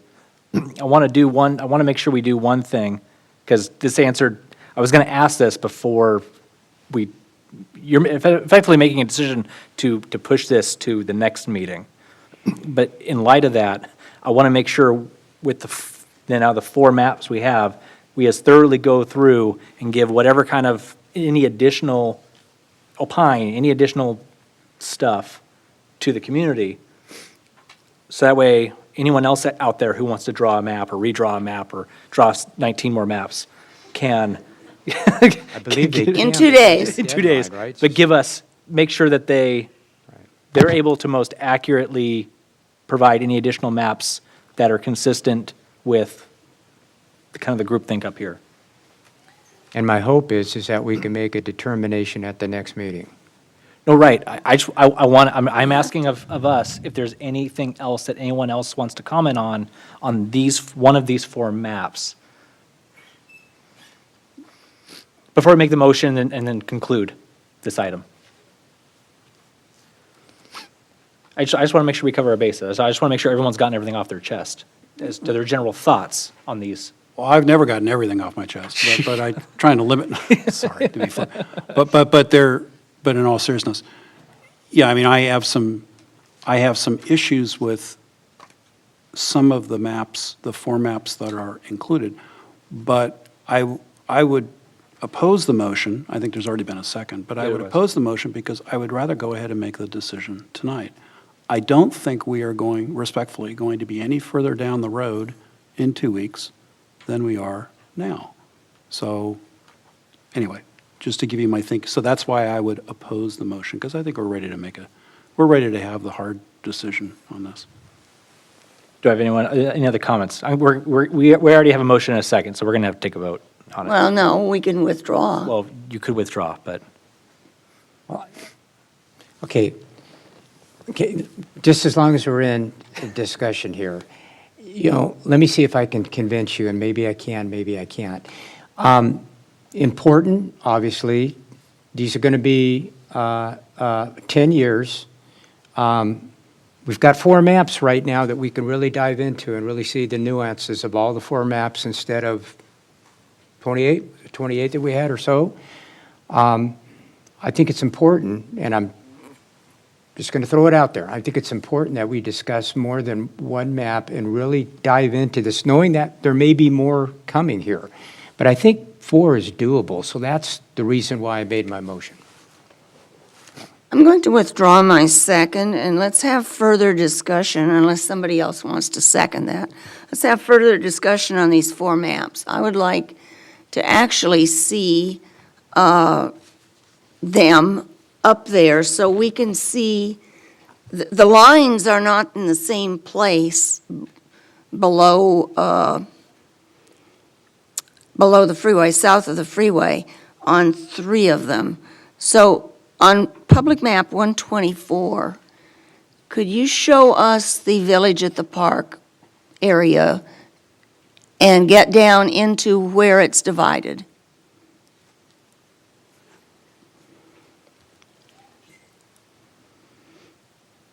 Tom, use the plus and minus up at the top left-hand corner. It's much easier.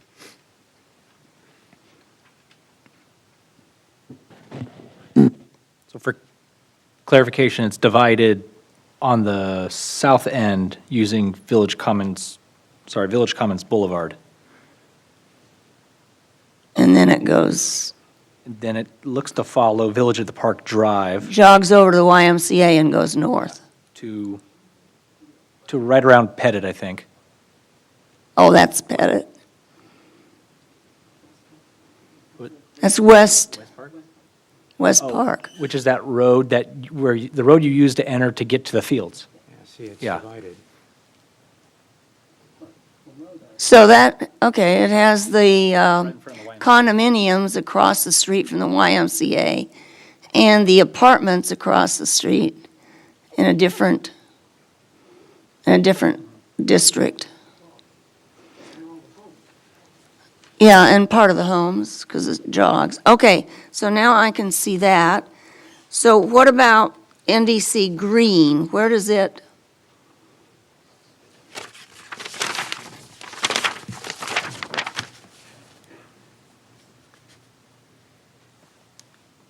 Over there between the blue and the purple? That would just be Lewis Road.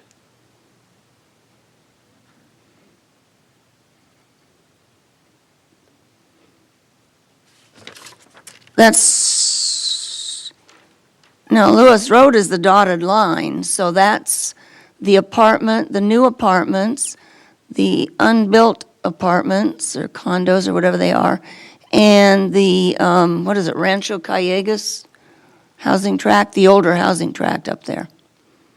Is that correct? Oh, that's Lewis.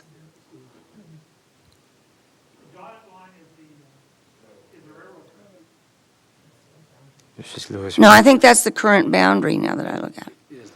Okay, so Lewis Road all the way down. Now, what about 102A?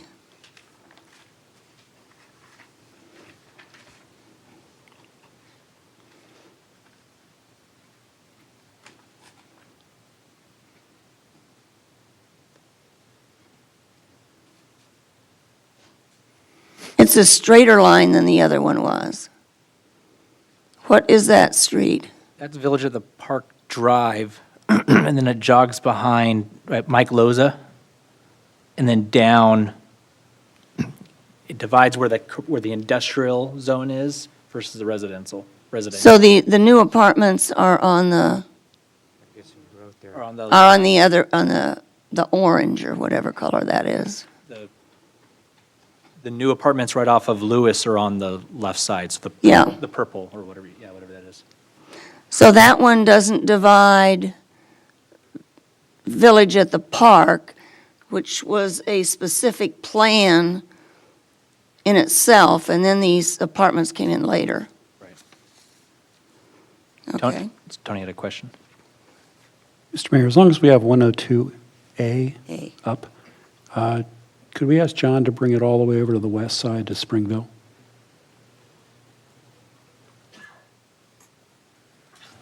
And it appears to me that there is a distinct split on Springville.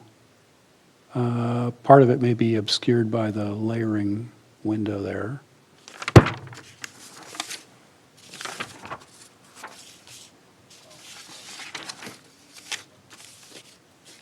Yeah, but it's okay, it's out of the way, John. So can you delineate the boundaries on that? It looks like Ponderosa out to past the Spring, is that the new area of Springville where there'll be a new, I forget how many homes we have. Where the Sholey House The Sholey is. House. Does that include all of that area? I'm having a hard time seeing on the interactive map. I'll get a new set of regressives here somewhere along the line. I think you're right. There's no road there, so there's nothing to follow.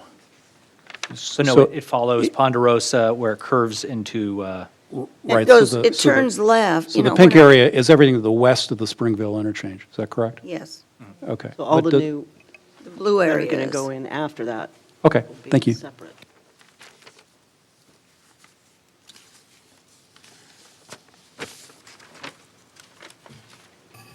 Do we still have a motion on the floor? no, I withdrew my second. Charlotte withdrew it. Well, I'll so- second it. Well, I want to get through to see if there's any. Could get we, through since we're looking at maps, discussion. could we go ahead and look at the NDC orange right now?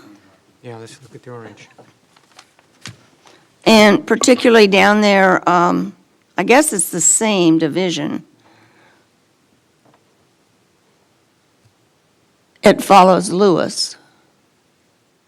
Yeah. Okay.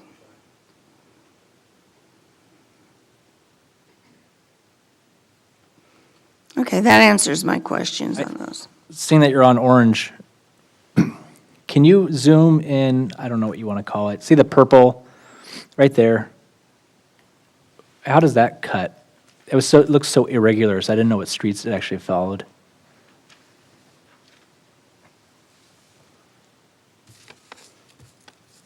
Well, it cuts out the jog. It does. I don't know, I still don't know what streets those are.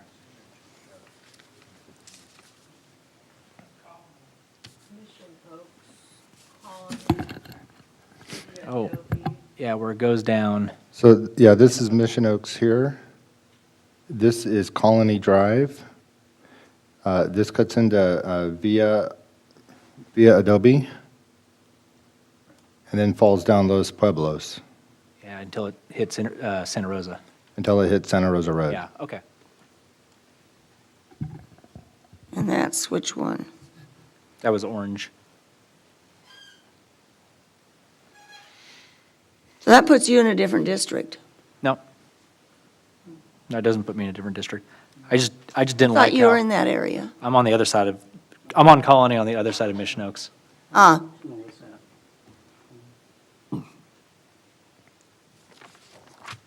That cut was just very irregular to me. It was, Mr. Mayor, can I just make Yes. two quick comments? It's natural to look for streets. Note that when you're making the maps, you're using population blocks, census blocks. And sometimes in areas where the streets are clear, but the blocks capture a lot more people, so it's very hard to balance maps. That's the first thing. The second thing is, you could very well see all four of these as strong, and then if you give clear direction, you could say, strengthen this map by doing X. And you've whittled it down tremendously. This is great, but if you just can't land on it and you're going to go with 4, if you are, as opposed to 1, you could say, here's what we'd like you to do on these maps, and we could try and strengthen it one way or the other, within the bounds of the rules, obviously. Dope. thank you.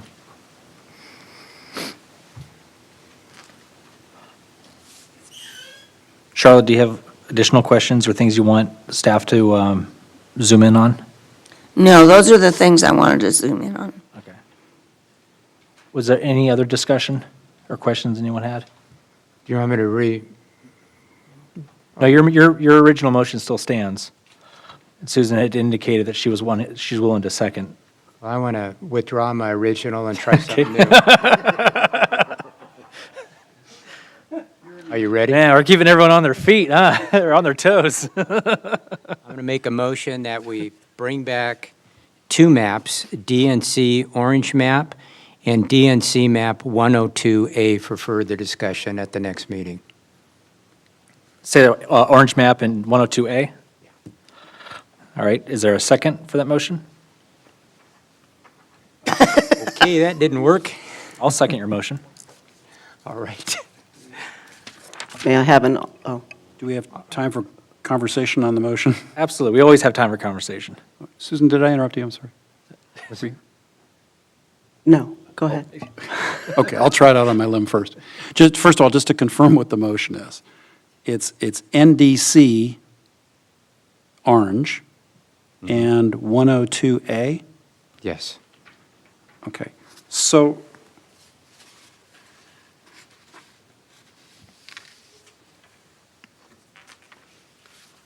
You liked orange, right? He did. I did, and I continue to. Okay. Yeah, but the question I'm going to pose to you, Kevin, is this. If 102A leaves intact the chunk in Mission Oaks that people were concerned about, why would that, I wouldn't support that. The orange map takes care of that issue. But we've all noted that 102A, or at least I think we can note that 102A and the green map keep that chunk in Mission Oaks, which I know Susan has said is, putting words in your mouth, is something that you didn't like about the original map. At least I think that's what you said. Sorry, I don't want to put words in your mouth. But why would you do that then with respect to 102A? I was trying to get a second. Oh, well, that makes perfect sense. Why didn't I think? So, Tony, what do you, by the chunk in Mission Oaks, what are you referring to? It's that area, can we have the interactive map? It's the area directly off of Mission Oaks Boulevard to the west, southwest of Mission Oaks Boulevard that includes, I think, Laurel and the east side of Colony. Oh, okay. All right, that's the chunk with the irregular border. Yeah, that irregular. I was talking about. Yeah, that irregular, it's Laurel Park and the east side of Colony.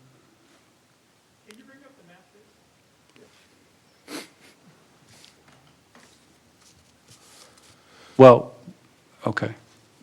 But that's NDC orange, but why don't you display, I'm sorry, Sean, may I? Yeah. John, can you display NDC green and, no, strike that, 102A? Okay, so that leaves that, and John, could you hone in on that area, to use a technical term? One more? Thanks. I'm going to get my progressives checked after this meeting. So that's the area that we're talking about here, and that would leave intact one of the, what I'm hearing one of the deficiencies is in the existing map, which doesn't make sense to me, which the orange map cures, which is why both the green map and 102A do that, or continue to leave it intact, which I don't agree with. Okay, would you And I like, knew you were trying to get the motion on the floor. Could I put in a pitch for 102A? The people in that area are already in that area, and they're not going to be changed out, and I don't think they mind, because they're going to be able to vote in this election. If they're moved over, they won't. 102A also has each district very compact. My rebuttal to you is that Instead I of don't. having the big, long, strong one, yeah. Right, no, again, I'm sorry, didn't mean to interrupt. My rebuttal, I'm sorry, Sean. if I can- My rebuttal on that is I continue to go by what I and all of us respectively, individually define as a community of interest. And I don't see a divergence in the community of interest in that area that merits having the two areas distinct in two different districts. Well, I don't see a community of interest in the whole long third district on the orange map. Touche. I mean, I'll echo a little bit of what Charlotte was saying. To the extent which you have to split any portion of Mission Oaks, in which case here we do, you are, I mean, I'll concede you're splitting a community of interest, but it's one that must be split here. I like 102A and how it more cleanly splits it effectively. You know, along well-defined arterial streets. I like the cleanness of it. That's why I'm drawn to it. Because, I mean, no, you're right. You are splitting what I would say is a community of interest, but we're both maps split what I would define as that community of interest. I think one just does it more cleanly. But, yeah. Yeah, I mean, this is kind of what we were getting to when we were unified in our disappointment in the Board of Supervisors redistricting process, where one of us, I remember who it was me, asked, so what's the difference between Quail Ridge and Holly Ridge for purposes of community of interest in Mission Oaks? For the most part, for the substantial part, a common developer, common commercial area, and common regional park. So why make that? And of course, it's a completely unfair analogy that I'm drawing because that was a really weird line in the Board of Supervisors redistricting. But on both sides of Mission Oaks, right there, it's the same plan development, whether you have it over here or a little bit, whether you have it on the east as it is, or on the west a little bit, they're still in the same plan development, and they're still going to be split. It's just whether it's split here or there. I mean, what you're saying is the same no matter where you put that line on one of these two maps. Except that Mission Oaks Boulevard is an arterial, and it's more readily discernible. Well, we can have all the streets we want, but, you know, the jog over to Flynn Road isn't straight either. And that was a planned development. That whole thing came in with, I forget the name of the developer, but, the developer, he had that all planned, and then Pardee came in with its plan and bought up part of it.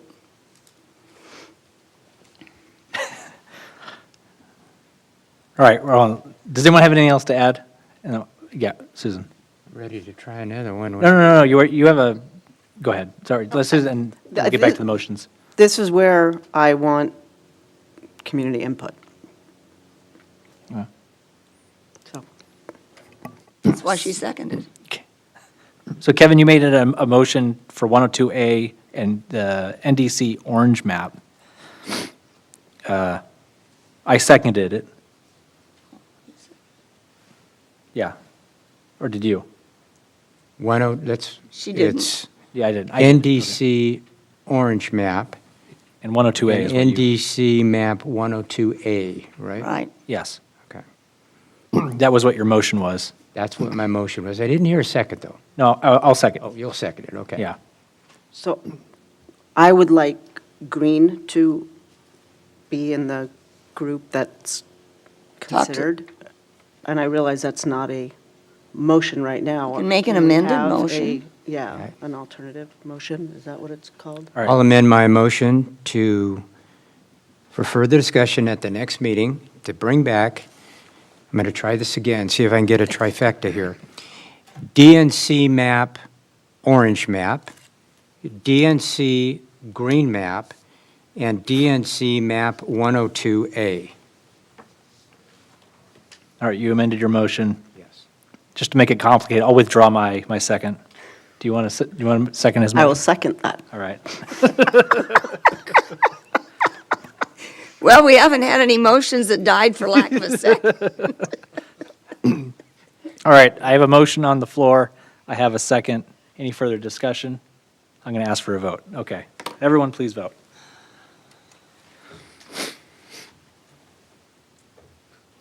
All right, that passes Abstain. 3-2. Did you say what? He abstained. That's a yes vote, by the way, according to our policies. I understand. May I correct the vote? Yeah. My vote is a no. Okay. Let's All revote. right, revote. Not the first time I've hit the wrong button. All right, I have 3 in favor, 2 against. Motion passes. All right, yes. I'd like to make a comment, please. Okay, absolutely. Okay. So we will be bringing back on March 9th, sorry, March 9th, NDC Orange, NDC Green 102A, and any new public map submitted by Friday, this coming Friday at 5 o'clock. The maps must be posted. Any maps that we receive have to go through a process, which means that after they're submitted to the city clerk by 5 o'clock p.m. on Friday, they are submitted to NDC. NDC then takes those maps and constructs a map with the demographics. The maps must be posted publicly by 7 days of the hearing. So it's very important for the public to submit well-thought-out maps, well-prepared maps, and possibly and hopefully before 5 o'clock p.m. of the deadline on Friday. It's a very lengthy process. After then they're posted with the demographics, which is what is required legally, then NDC provides an interactive map, and that also takes some work. So, which then you receive and then you look at, and that's what takes a while to get the layering and get that work, is that it has to be constructed after the legal maps have been posted. So I just wanted to give the council and the public just a little more information regarding that process because it is very tedious. Can I ask one question? Absolutely. Charlotte. On one of these maps, 102A, the numbering does not go along with the numbering that we currently have and that is on the other maps. Could we change the district numbers so that in each location, District 1 would be District 1?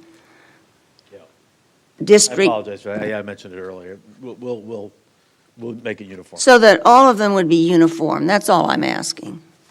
Tony? My no vote button is still on. I don't know why. Freaking me out. No, I'm sorry. That does the same thing with the green map. Because the NDC green map has the district numbers 4 and 5 transposed. Right. So that needs to be We'll normalize corrected. it. Thank you. All right. Staff good? All right, we're good on that. For all of you in the audience and in TV land, we do this every 2 weeks. Tip your waiter. I hope you all enjoyed the process. We're going to go through it one more time. All right, with that, we have nothing else on our agenda. We've gotten through everything else. We are not going back into closed session, and so with that, we will adjourn.